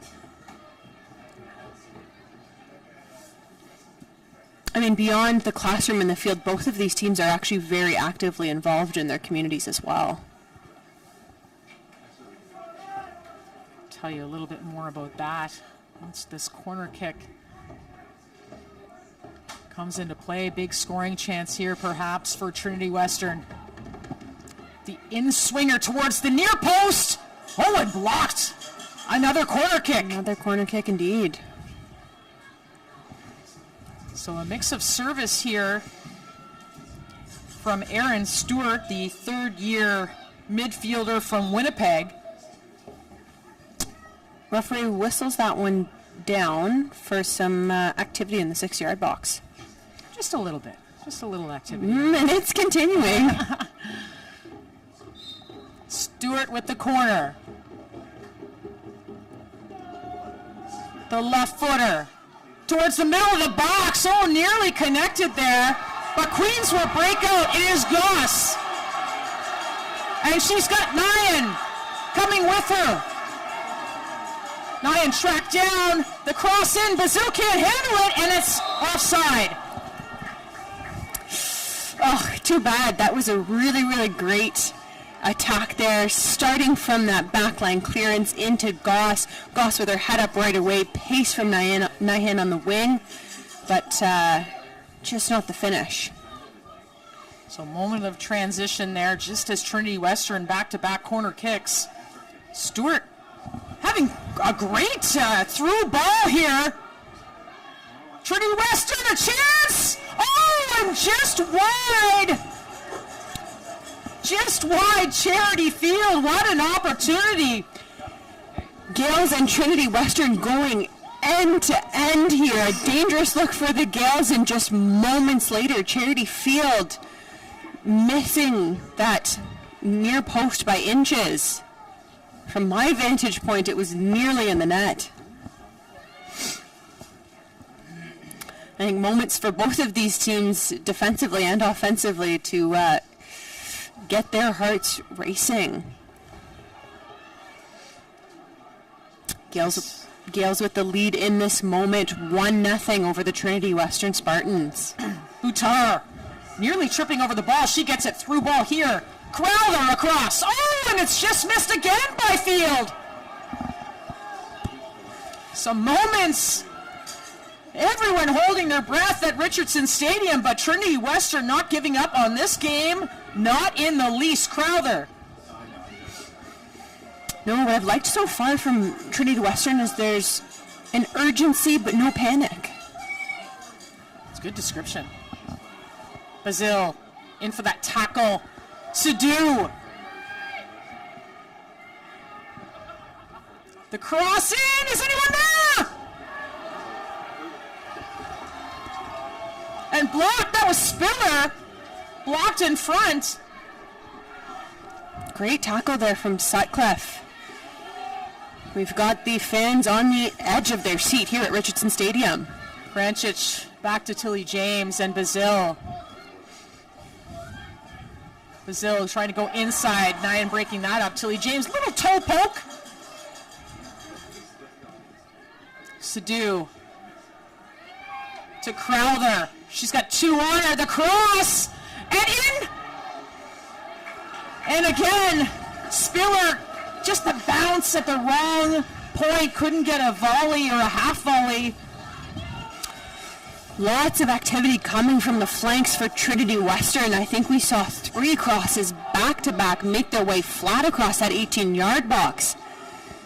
Trinity Western looking really dangerous here, and the Gales are going to need to tighten up their back line. Great tackle by Bazil, but it's out of bounds. You know, we were mentioning just a few moments ago, got these substitutions here. Lily Goss coming out of the game. And into the game, Marissa Gravel. For me, I think that's a much-needed sub for the Gales. Certainly Lily Goss working really hard through that center mid, but I think a sub in this moment is a good call from Coach McDowell just to try to break things up a little bit. I think you could probably feel that the Trinity Western attack was starting to build, so just gives him, a bit of an opportunity to try to break things up. Gravel, a really talented midfielder hailing from Ottawa, Ontario, also struggled with some injuries through the back end of the season. You can see that knee brace on her left knee. A nice combination, though. Nyan looking inside. That could be dangerous. Put on that Danny Cooper. Sadu. Crowther playing quickly. Field. Looking to get it in for Crowther. Here comes Sadu with the pressure on Kudo. And a little too much pressure on the back, and that will be a foul. That's one of those fouls you could almost see it coming from a while away. Coming in like a train. That's right. I mean, again, still that eagerness from Trinity Western to get ahead of that ball. Yeah, and there it is, right on the back of Kuto.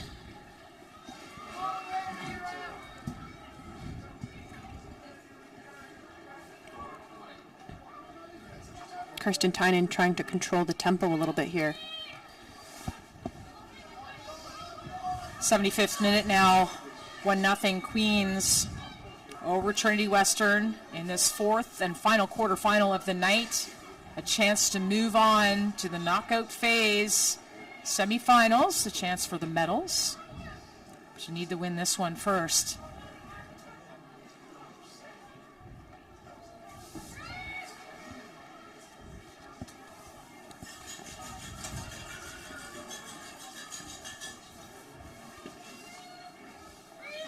The winner of this game will move on to play the Rouge et Or.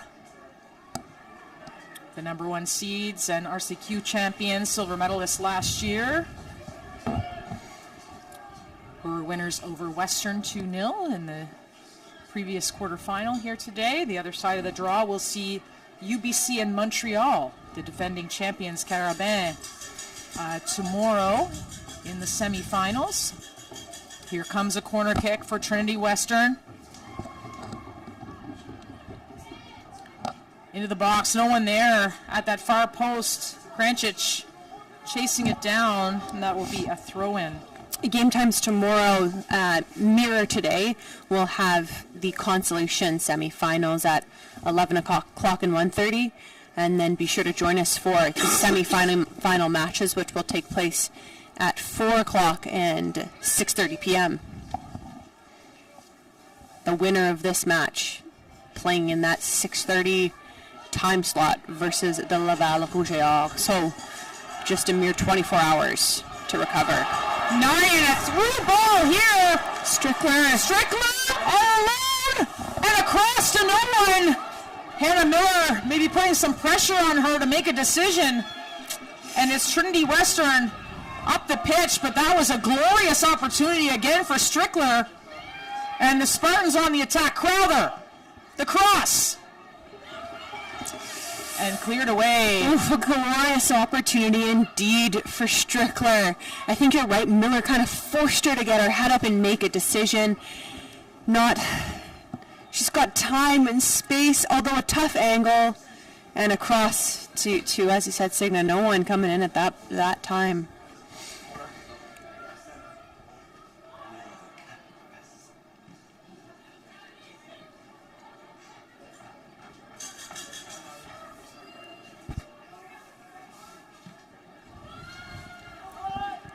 Gravel clears that one high.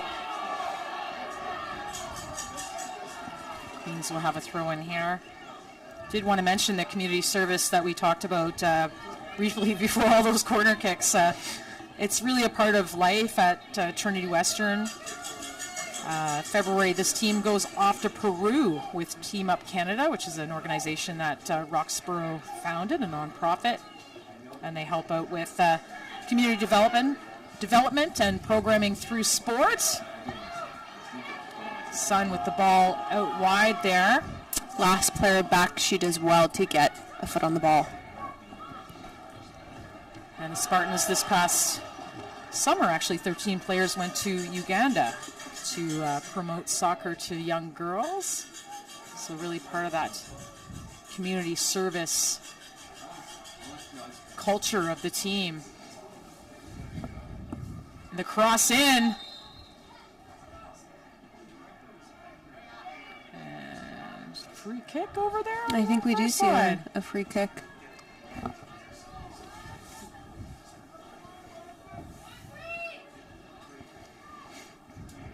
Oh, 10 minutes left in this second half. Spartans will treat this like a corner.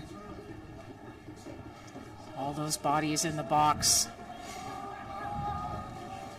Could this be an opportunity for an equalizer? Queens Gales with 11 in the box. Oh, it's in! A direct kick! And what a glorious shot that was! With 10 minutes to go, we've got a tie game! What a super strike from the Spartans. And they were treating it like a corner. We were expecting a volley. We were expecting a header, but not a direct kick. But Sophie Crowther, look at that, curling it in the far post. Such a technical strike. Really, really well done. A great finish. And with 10 minutes remaining in regular play, the Trinity Western Spartans have tied it up 1-1. Well, you said they were calm. You said that there was this calmness to them, even though they were down. That's right. An urgency to score, you could feel it, but no panic, just calmness. And whether it comes from confidence, but most likely experience in these top level, high-pressure games. Miranda with the long ball. No one there. Yeah, you mentioned the experience, actually. A lot of the team members last year, they had a lot of first years last year at the national championships, and it, having in that year of youth sports, 5 of them were in the top 15 in their lineup, so they have that year of seasoning, if you will. They know what it's like to come to a youth sports national championship, maybe not as doe-eyed as maybe they were last year at Laval. The Spartans, of course, and no, that's absolutely right. Crowther is one of those players was a first year last year, so their first time experiencing a U Sports Championship last year, and then showing up to Richardson Stadium looking like a true veteran, scoring when her team needed it most. This Gales team, a little bit less experienced, having not qualified for the U Sports Championship last year, upset in the OUA semifinals, but they were at the championship in Cape Breton the year prior, so lots of players on this team with some experience nonetheless. And obviously both coaches, as we've already alluded to, know what it's like to play at these championships. And Graham Roxborough with a yellow card. Well, the cards are coming in this game, both sides.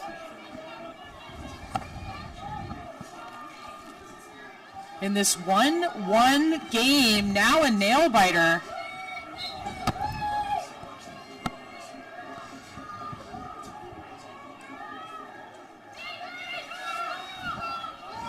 Both teams continuing to battle. I can't imagine either team is interested in going into extra time. That's a full additional 30 minutes. Sadu, inside the field. She tries to trickle by, but that's stopped by Asaf. Sakrin, look at that beautiful ball to Nyan, and that left-footed cross, can it find someone? Cleared away. Strike from distance, handled by Miller. So the back and forth continues, Brianna. It continues. I like that early cross there from Vida Nahin. I mean, she had the choice. She could have kept dribbling. She chose to go with the early cross. I think she was trying to scope out Strickler. Not able to kind of complete that combination, though.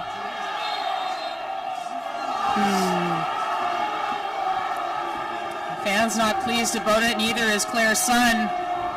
But the Spartans have another opportunity on the ball here.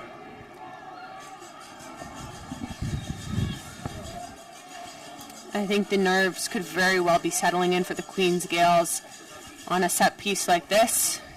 Trinity Spartans scoring on a set piece just moments ago. They've gone ahead with 7 in that wall.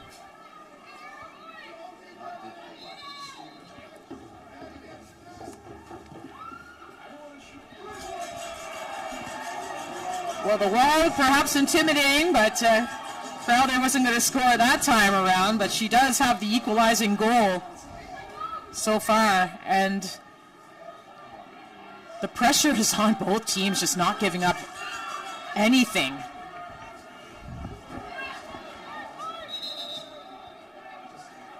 Never went in, so they'll rethrow.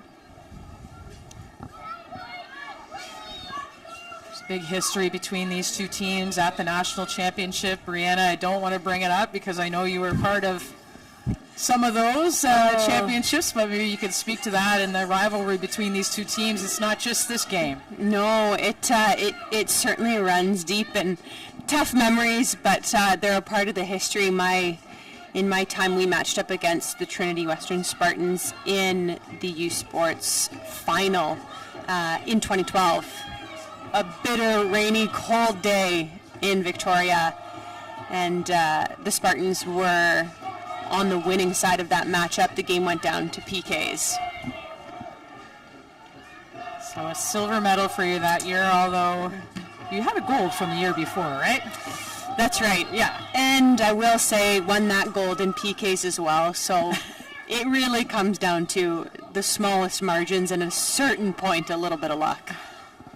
Hopefully all of our talk about PKs does not mean that this game is going to PKs, but at this stage, 5 minutes left in this You've taught me about the broadcaster curse. I know about it, I know. We'll see, of course, 90 minutes in this game, potentially a few extra minutes of injury time, and then it would go straight to 30 minutes of added time, and we play out that full 30 minutes, sort of two brief 15-minute halves. And should it still be a tie at that point, the dreaded PKs. Trinity Western on the attack here. And that will go out of bounds, but a nice bit of possession linkage play. The crowd urging the Gales on here. Trinity Western seems to have got a boost of confidence from that goal, free kick goal from Sophie Crowther. Two great goals in this game, actually. That Kudo goal, the beautiful cross and header into the bottom left corner to make it 1-0 for Queens.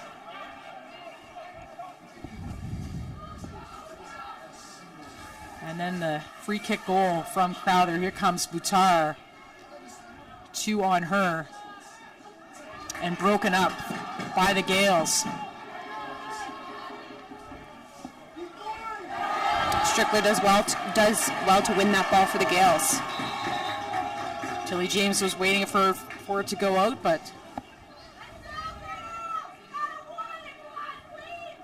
Strickler saw that opportunity. Substitute in for the Spartans. It's going to be number 24, Claire Bastura.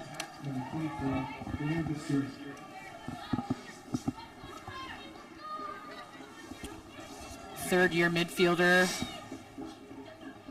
from Parkland County, Alberta. Could she be a super sub for the Spartans?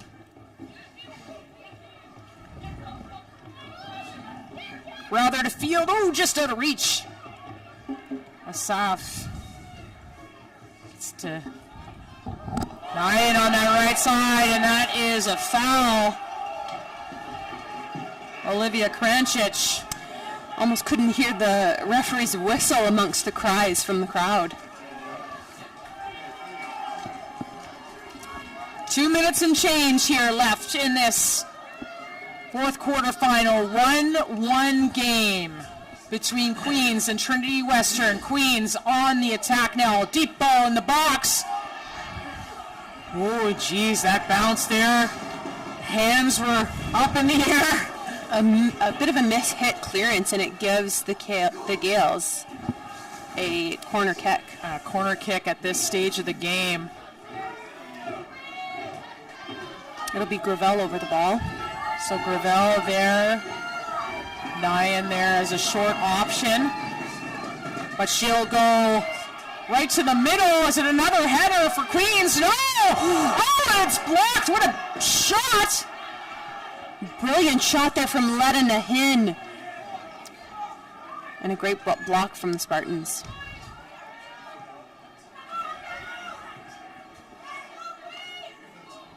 Tilly James breaks that play up. Looking forward and wide.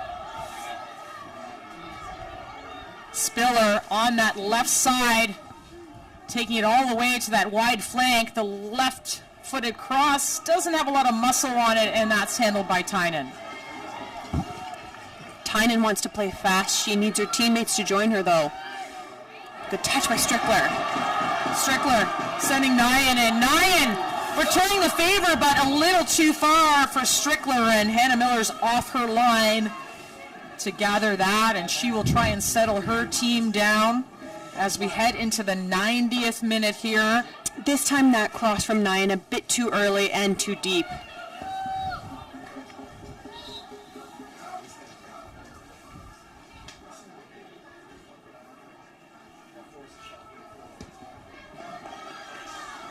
Sima Sakrin getting a break here, and into the game is Melina Glavas.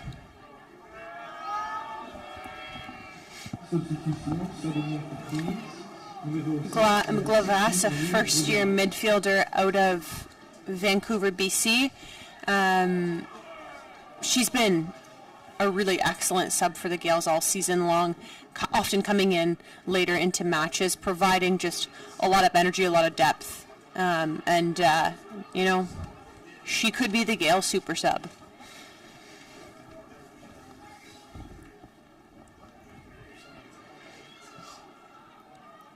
To do the bouncing ball in the box. What a key block there by Asaf. That could have been very well going in. The way both of these teams have fought tooth and nail to block shots. and not concede.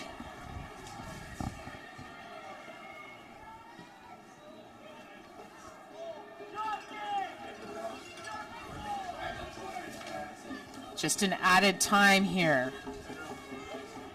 Fourth quarterfinal of the day. 1-1. Is there time for a late goal from one of these two teams?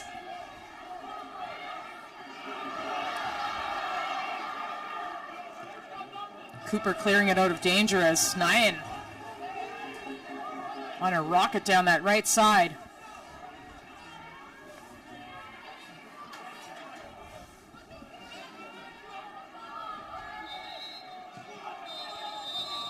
And there it is, regulation time. We're going to extra time now. Brianna Burton. Indeed we are. Oh, I mean, my heart is beating out of my chest for both of these squads. They've played such a solid 90 minutes, and it'll be another tense 30 minutes to come. While it makes for an exciting game, it is tough to see two teams have to go 120 minutes, especially when all of the other semifinal opponents were able to secure their wins within the 90 minutes. To play an extra 30 minutes in such a short time frame. So again, those semifinal matches, the game's mirroring what happened today. It'll be tough to recover for both of these sides. But first they've got to think about winning this game. And do you do it in extra time? 2 extra time periods coming up as you take a look at the highlights from this game. There was a lot of them. There was a lot. Really great opportunities for both sides. Some impressive saves. Great set pieces. I mean, at the end of the day, as a host school, I don't think you could ask for anything more in terms of a quarterfinal matchup and some entertaining soccer for the school and community. 3 semifinalists have been decided so far. But who will join them? That's to be decided. That brilliant goal from Kuto, and here is the tying goal by Crowther. Wow, what a finish. And what a finish we have in store here.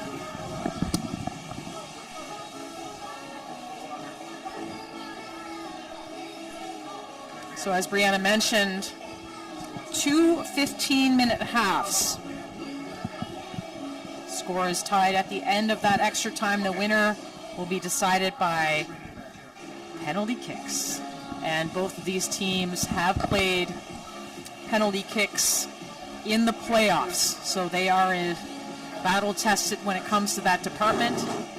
That's right. I mean, the Gales playing in a thrilling semifinal match against the Western Mustangs, winning that game in PKs, and a similar story for the Trinity Western Spartans overtaking UBC in PKs.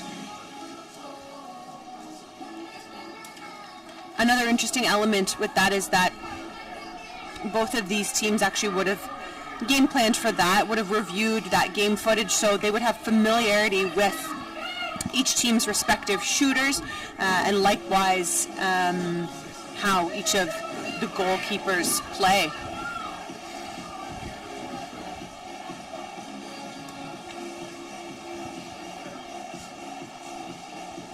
So here we go, the 11s for both teams coming out onto the field. Both teams are taking to the field. Looks like the Gales have made no changes. Trinity's still taking to the field. It's a tough time to make a change for a coach unless absolutely necessary. Often the team who's played the majority of those 90 minutes carries that team through the 120.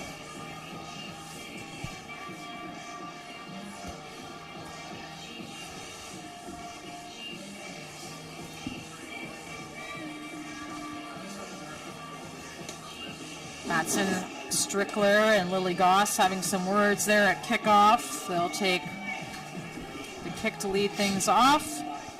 First of two 15-minute frames in this 1-1 game to decide who moves on to play the Laval Rouge et Or in tomorrow night's semifinal.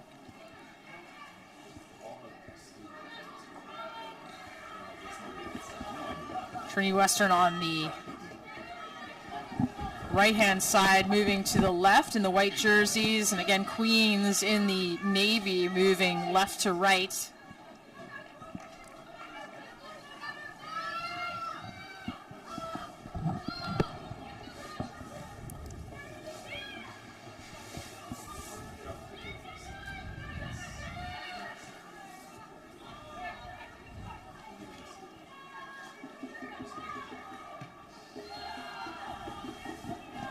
Tilly James popping that back in to Sadu.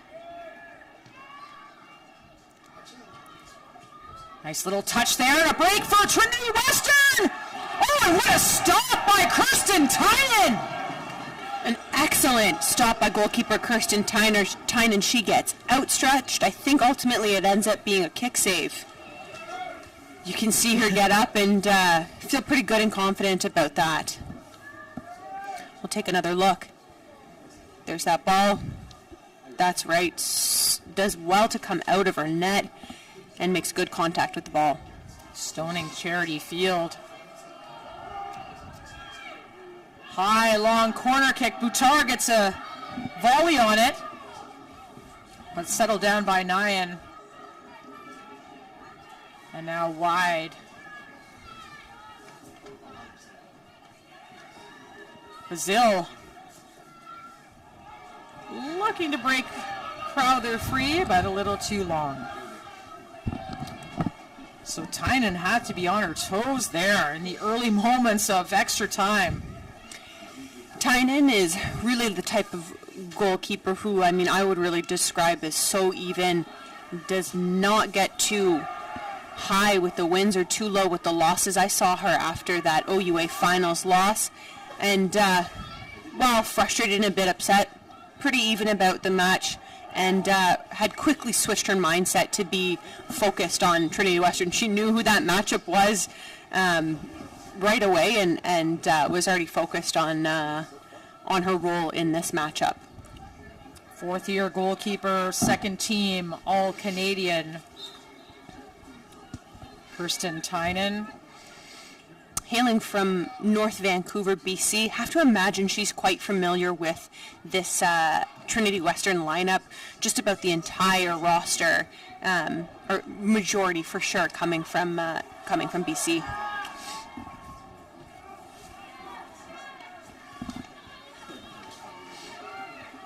Hutto to Goss. Saf.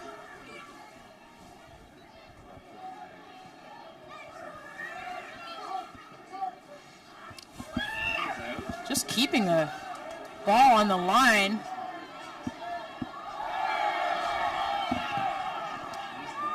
And a tackle going out for a throw-in.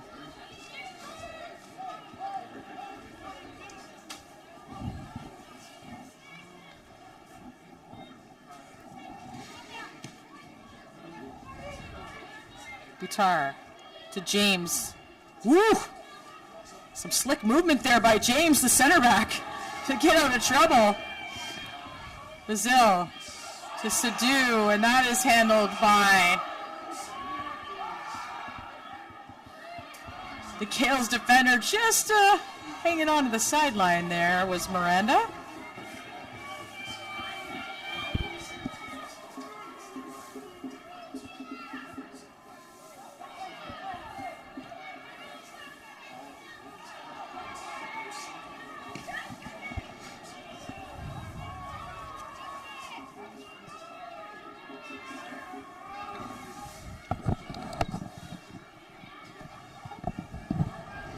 Sadu breaking that play up. And a through ball here. Could this be dangerous here? Communication. And Tyan comes off her line. assuredly grabbing the ball and quickly playing it. Yeah, well executed by Asaf and Tynan. It was tight quarters, but good bit of communication, and Tynan secures that ball. Goss being closed down by Butar. And Bazil, still Goss. Tilly James is on the case.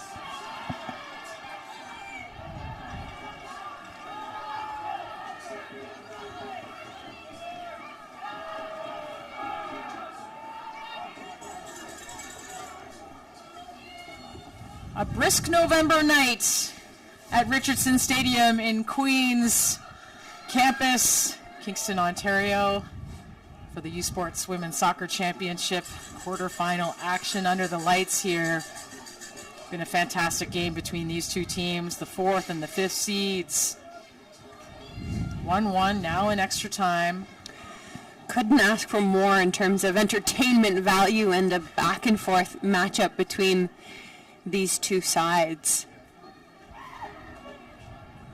Two veteran coaches, two storied programs, and only one of them will have the opportunity to move into the championship side of the bracket and battle it out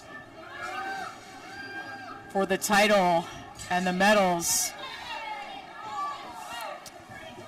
The Queens Gales, the only remaining team on the championship side of the tournament from the OUA conference. Both the Ottawa GGs and Western Mustangs falling short earlier today. Bit of a break here for Queens. Goss trying to play it in, a through ball, but Ryan wasn't there. That is broken up though. Another transition moment, but the pass not connecting again. This is late stages of the game, and the physical and mental sharpness sometimes declines an itsy bit. Just a little bit towards the end of the game. Yeah, I would say there's been, I think, a bit of a drop-off in play from both teams, I would say. Pass is getting a little bit sloppy, some tired legs on either side. But let's try and stay as sharp as they can because they want to make sure they move on in this knockout format. It does feel like the Spartans do have a bit of momentum on their side, having scored the late equalizer, but still plenty of time to play in this round of added time.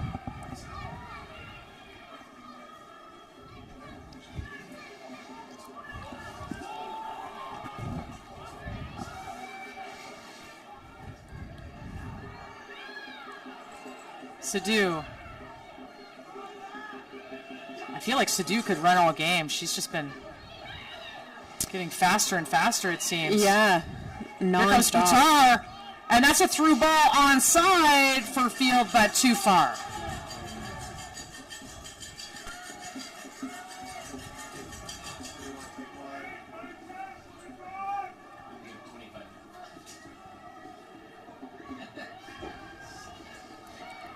Asaf looking up the field, handled by Danny Cooper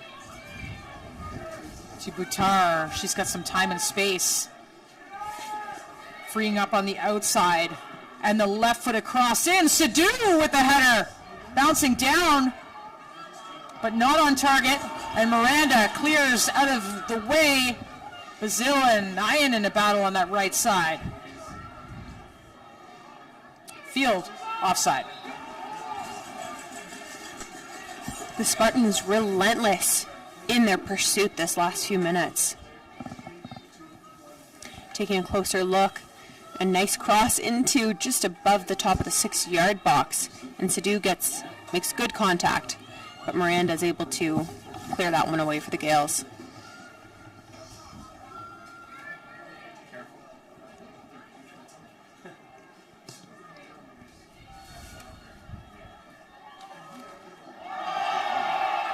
Buto and Bazil, the two sevens colliding over there, no call. Good friendly tackle.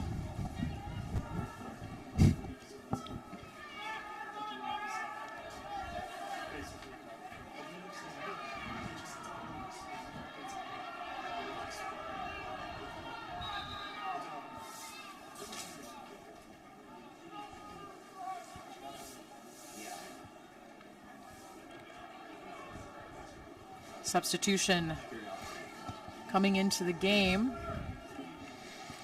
It will be Seema Sakran going off on the far side of the field, and coming in Marissa Gravel. We saw this change before, so Gravel, the third-year midfielder, coming in for Sakran, the second-year midfielder.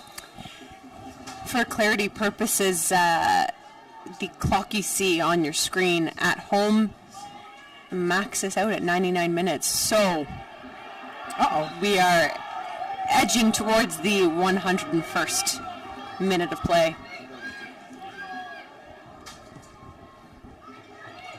Just a few more minutes of play before these teams will switch sides. There's no break in extra time, so the teams, might head over to the sidelines for a quick sip of water, but play will resume fairly rapidly. Brianna Burton, color commentator and timekeeper. Someone's got to do it. Someone's got to do it. Someone's got to count for the folks at home.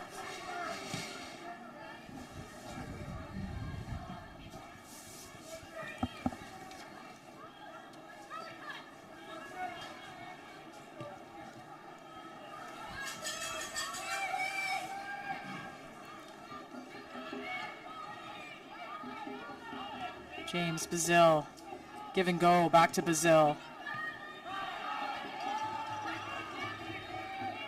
James now.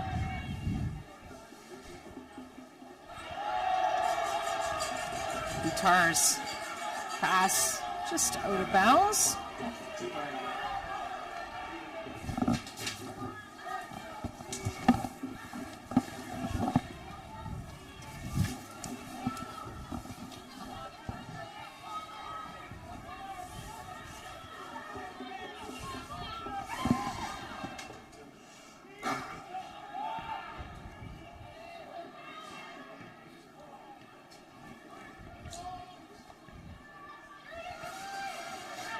Stressful moments for both of these teams, of course, still pushing for a goal here, but with some tired legs. You have to imagine that a bit of let's just hang on could creep into the mindset.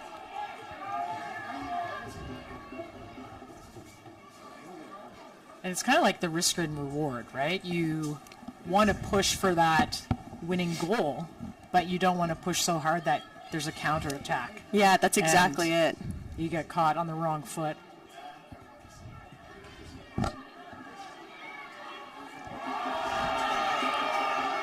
And Tilly James, a rare mistake there, but look at the recovery. She gets all the way back.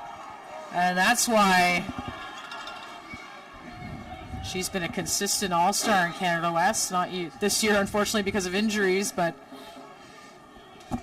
yeah, Tilly James, such a critical part of the Trinity Western back line, and really so pacey.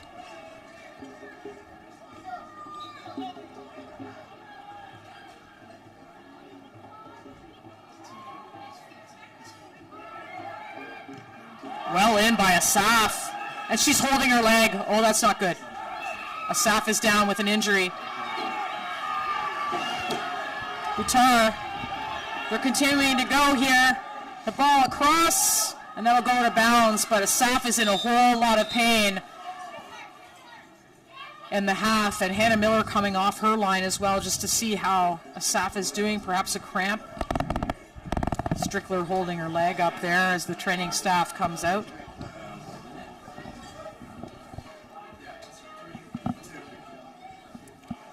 So we're on the clock, you'll see we're edging towards 5 minutes, so that would be the total 105 minutes of play, so just about the halfway mark of this extra time, and you'll see these teams switch sides here shortly. Asaf steps off that far sideline. Will need to wait to be flagged back in. Looks like some cramping. Yeah. This stage of the game that often happens again. These women have been playing 90-plus minutes. What is it? What do they take? Mustard packets and hot shots? Is that the That's recipe right. for cramping? Yeah. I feel like that's a whole different... That wasn't part of my generation. No. That's a whole new recipe for me as well. But I believe it has to do with the sodium in both of them.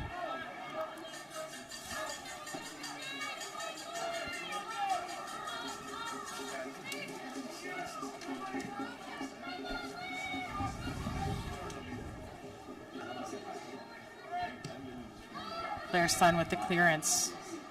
Strickler can't quite get the head on it. And that's a foul.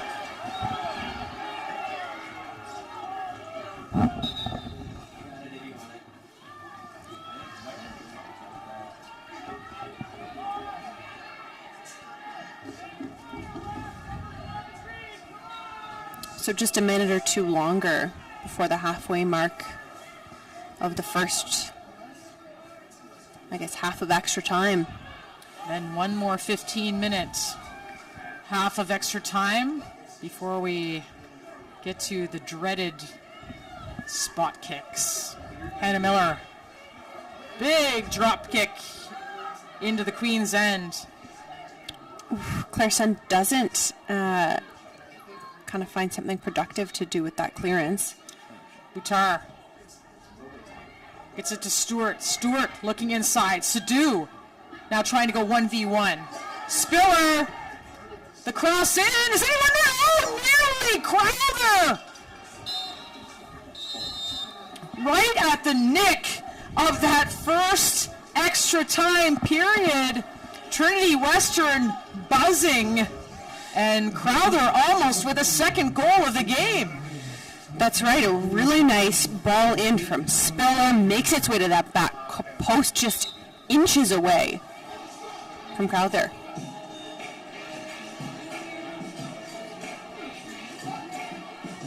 So these teams will switch sides.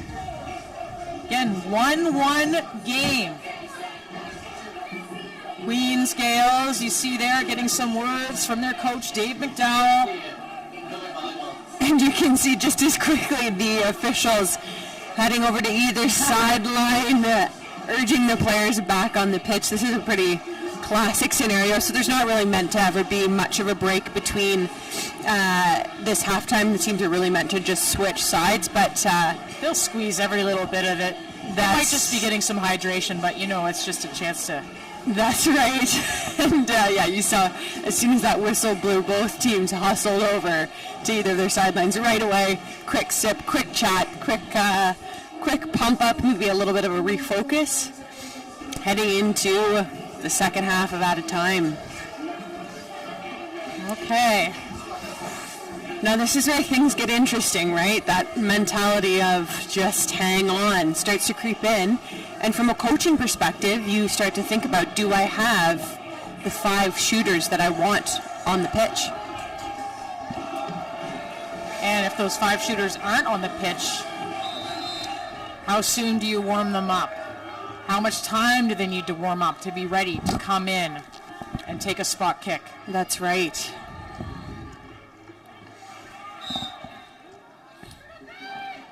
Foul there. So Queens now going right to left. Trinity Western in the white jerseys going left to right.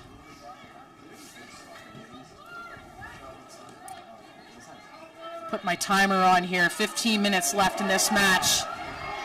Vita Nayan across, and the header by Strickler, handled by Hannah Miller.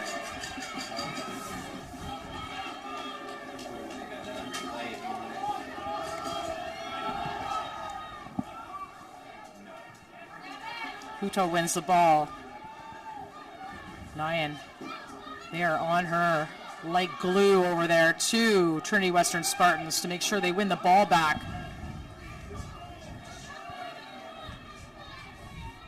Field.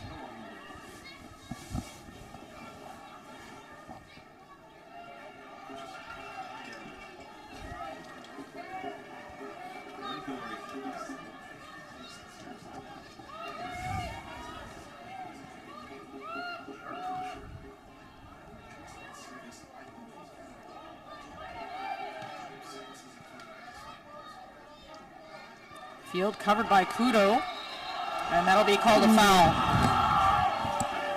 Fans don't like it, but Goss in a bit of protest as well.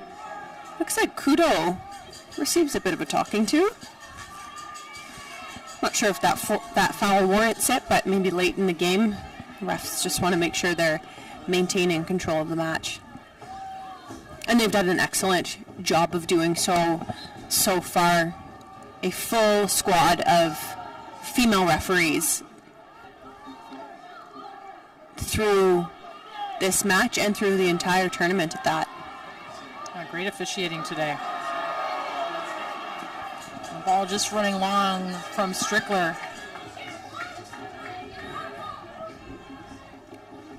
Bazil in to take the throw.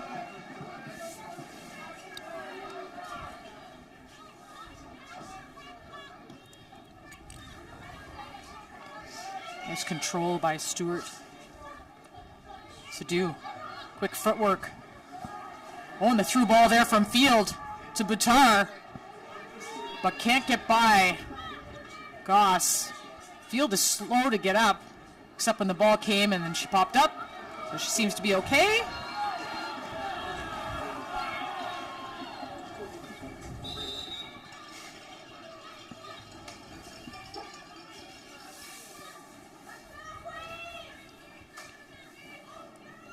Whoa. A bit of a heavy challenge. Yeah, a bit of late contact there. Just about every foul. These are a challenge right now. Yeah, and everyone slow to get up. Yeah. Miranda over the ball. Still heading forward. Picked up by Gravel. Ryan, Strickler, one touch looking for the shot. Miller down to cover. Miller tracks that well, first shifting her feet and keep sight of the ball and then diving to that bottom left corner. Good strike though by Strickler. Goss. For Strickler again, looking for that through ball and finds Nyan. Taking on Kranjic, looking for the 1v1, cutting that cross, back across the goal line, nearly! Twin-to-twin action! That would have been, Avita, that would have been, sent this place into a frenzy. It absolutely would have. We'll watch that back. Here's the cross from Letta, and Vita is just inches away from getting her head on that ball. She finds herself in the back of the net rather than the ball.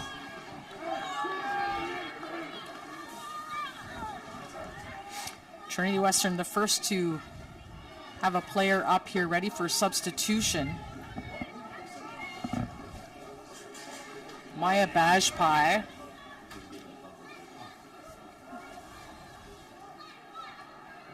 Looks like she's coming into the game. Here's Stewart.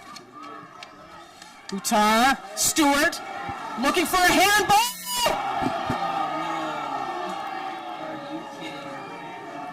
And that is the call. Referee. It is a handball call. Calls handball. So a penalty kick will be awarded here.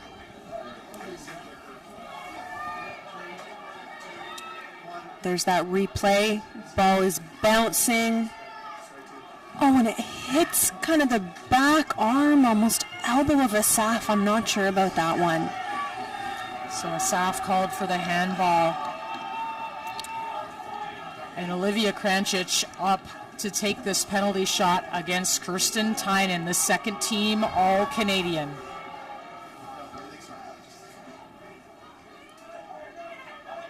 Tynan saved 2 PKs in the quarterfinals.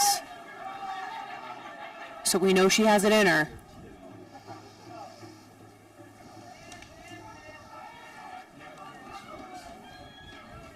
One game, extra time.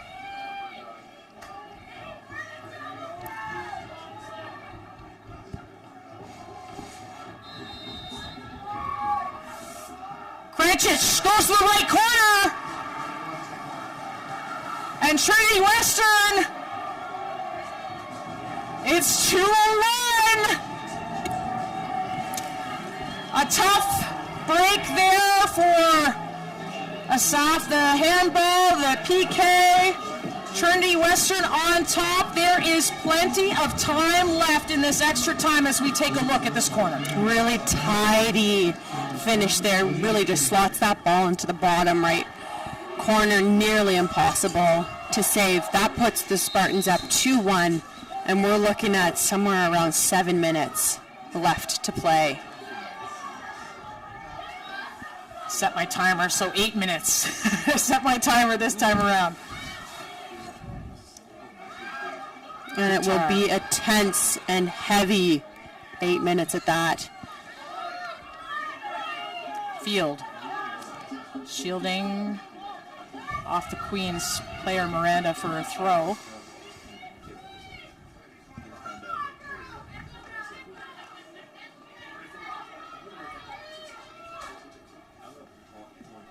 And Trinity was going to have a substitution. They've since sat that player Bajpai down after the PK was awarded. Interesting. Probably in that case might have been a shooter. A shooter, yeah.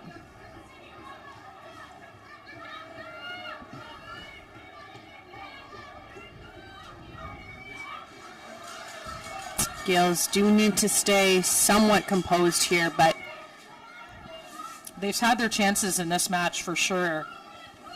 Strickler, a few opportunities in that opening half. And just moments ago, that cross from Letta to Vita, and that would have been put Queens up 2-1. So it's really been a back and forth affair between these two teams. And here comes Queens on the attack. It's Goss. Through to Strickler. Goss broken up by Boutar. Queens throw. They play quickly. Goss. One-on-one. Crowther tracking. And it'll be a goal kick. Crowd's not sure about that one. I have to admit, neither am I.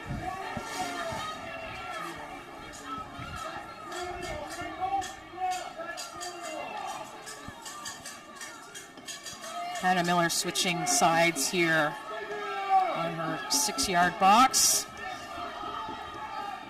Be taking a little bit of time off the clock. Sun heads forward.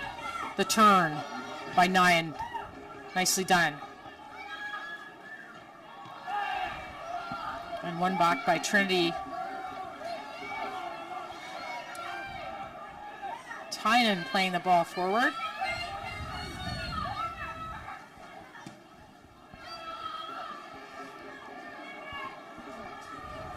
Hard is Sadu against two players and will win the throw.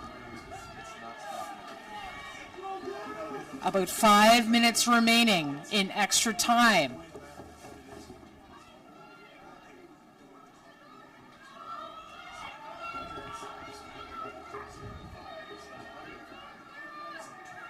Sadu.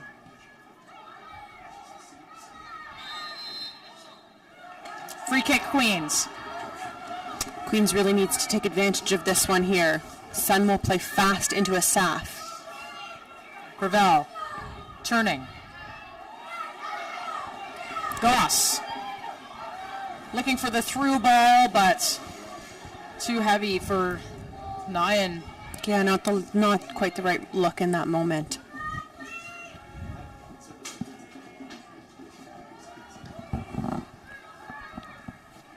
High kick from Miller.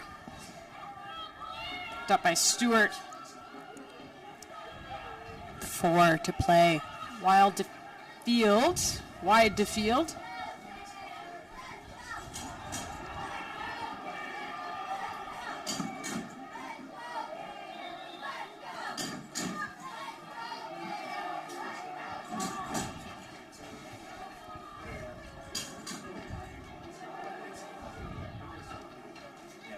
Gales turn the ball over, and the Spartans continue to attack. Sadu over here trying to waste a little bit of time.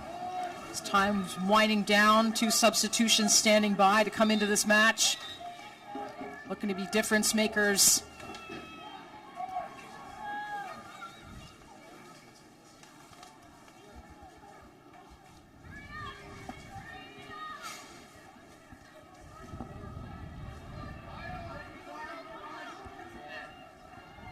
Tatiana K-Roos for Queens.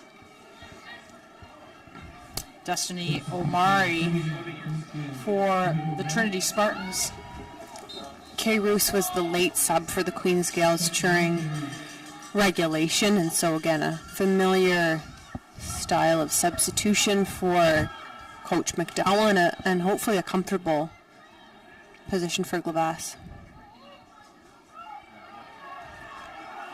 Crowler taken down just outside the box, but it'll be Queen's ball. And Tynan will hop on that quickly. Just over 2 minutes remaining in this extra time. And that'll be a foul on Sadu. Queen's ball. Miranda.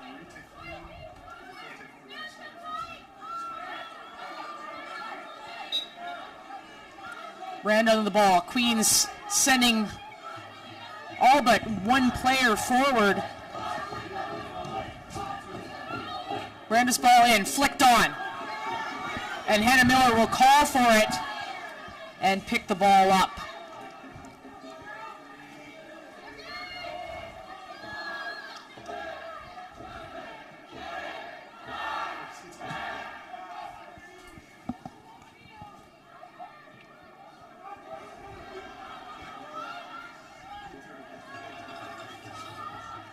Queens throw in.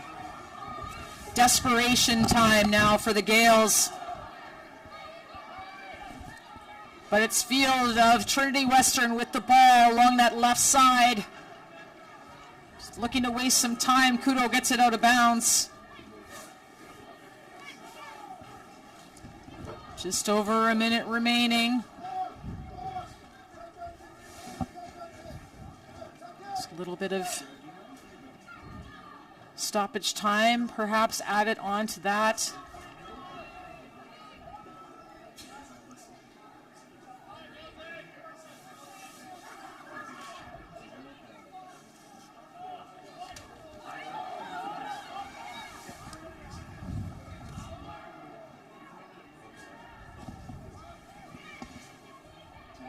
Trinity Western still with possession here. Queens needs to get it back, but the Spartans a lot of confidence after that PK goal to put them ahead 2-1. Omari going wide to Field. Field shielding. Trinity Western throw as time winds down. The referee looking at her watch.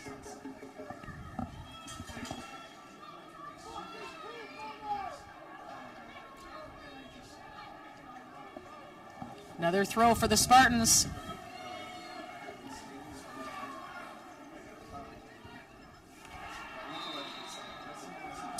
It'll be a free kick for Trinity Western.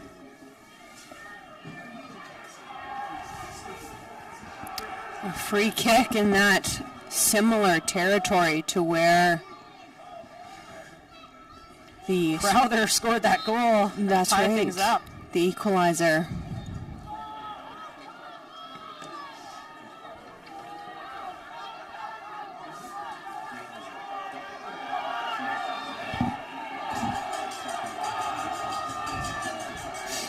at the end of 30 minutes of added time. Just a bit of injury time will be added on here. Trinity Western happy to keep possession. Goal kick for Queens, and Tynan will race to put the ball down. One last chance here.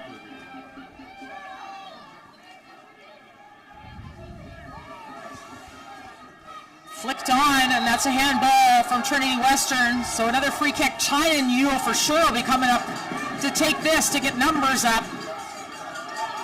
Miranda on the ball.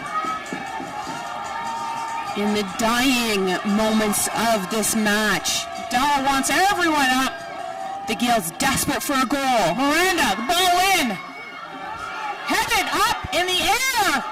And looking for the volley was Kudo. There's one. It's gone wide. And that's the game.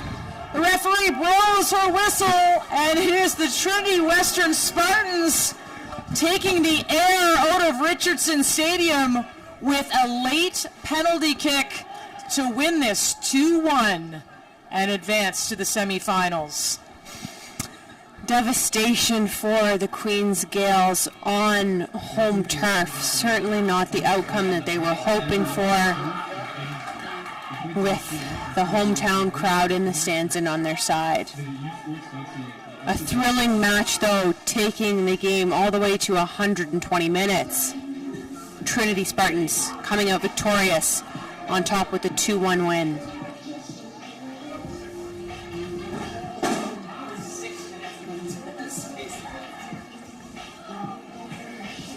Two of U Sports' top programs, Trinity Western and Queens. Trinity Western will earn that right to move on to play the Laval Rouge et Or, last year's silver medalists and RCQ champions of this year, in tomorrow's semifinals. Those semifinals sure to be really exciting. First, we'll see UBC take on the Montréal Carabins, and then shortly after, at 6:30 p.m., it'll be the Laval Rouge et Or versus the Trinity Western Spartans, who you've seen here tonight. So the top two teams from the RSEQ and the top two teams from the Canada West Conference will be battling it out.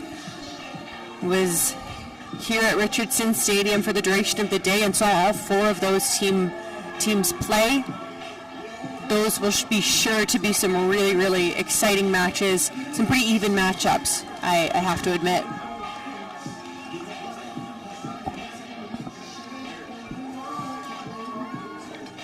So please be sure to stay with us here as the teams both will line up on the pitch shortly for the Nike Team Players of the Game.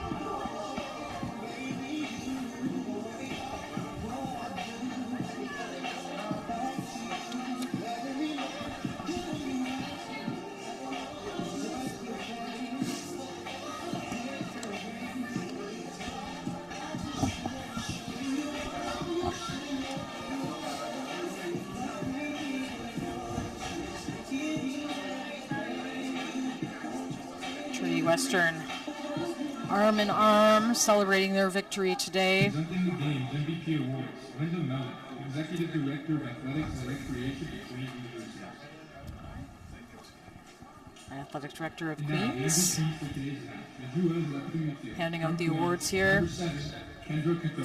So Kendra Kuto, who scored that glorious header goal for Queens to give them that 1-0 lead that they had for so long in this game, earns the Nike Player of the Game. And the MVP from Trinity Western, number 5, Brianna Buttar. And Brianna Buttar, the midfielder who really came alive, I thought, in the second half of this game, getting the Player of the Game honors, sponsored by Nike. So wonderful action here. We'll also have plenty of more U Sports action for you. The Vanier Cup, of course, coming up November 25th. Also on CBC Sports and CBC Gem. But right now, our focus is on this fantastic U Sports Women's Soccer Championship here at Richardson Stadium. in Kingston, Ontario. As you watch the Queen's Gales, a wonderful season by them and a tough loss, a late penalty in this one, dropping a 2-1 decision to the Trinity Western Spartans, who will move on and perhaps challenge for a 6th national championship in their program's history. Brianna, really remarkable stuff since they entered U Sports back in 2001. Yeah, I have to admit, as I was kind of reading through their team's history, it does have kind of the true complexion of a dynasty, and so we'll see what they can prove here tomorrow. So tomorrow it's the semifinals, consolation and championship. Be sure to join us on cbcsports.ca, CBC Gem, for Brianna Burton and our entire crew here at Kingston, Ontario. We'd like to say thanks for watching. I'm Signa Butler. Please join us again tomorrow, won't you? Have a nice evening, and we'll see you tomorrow.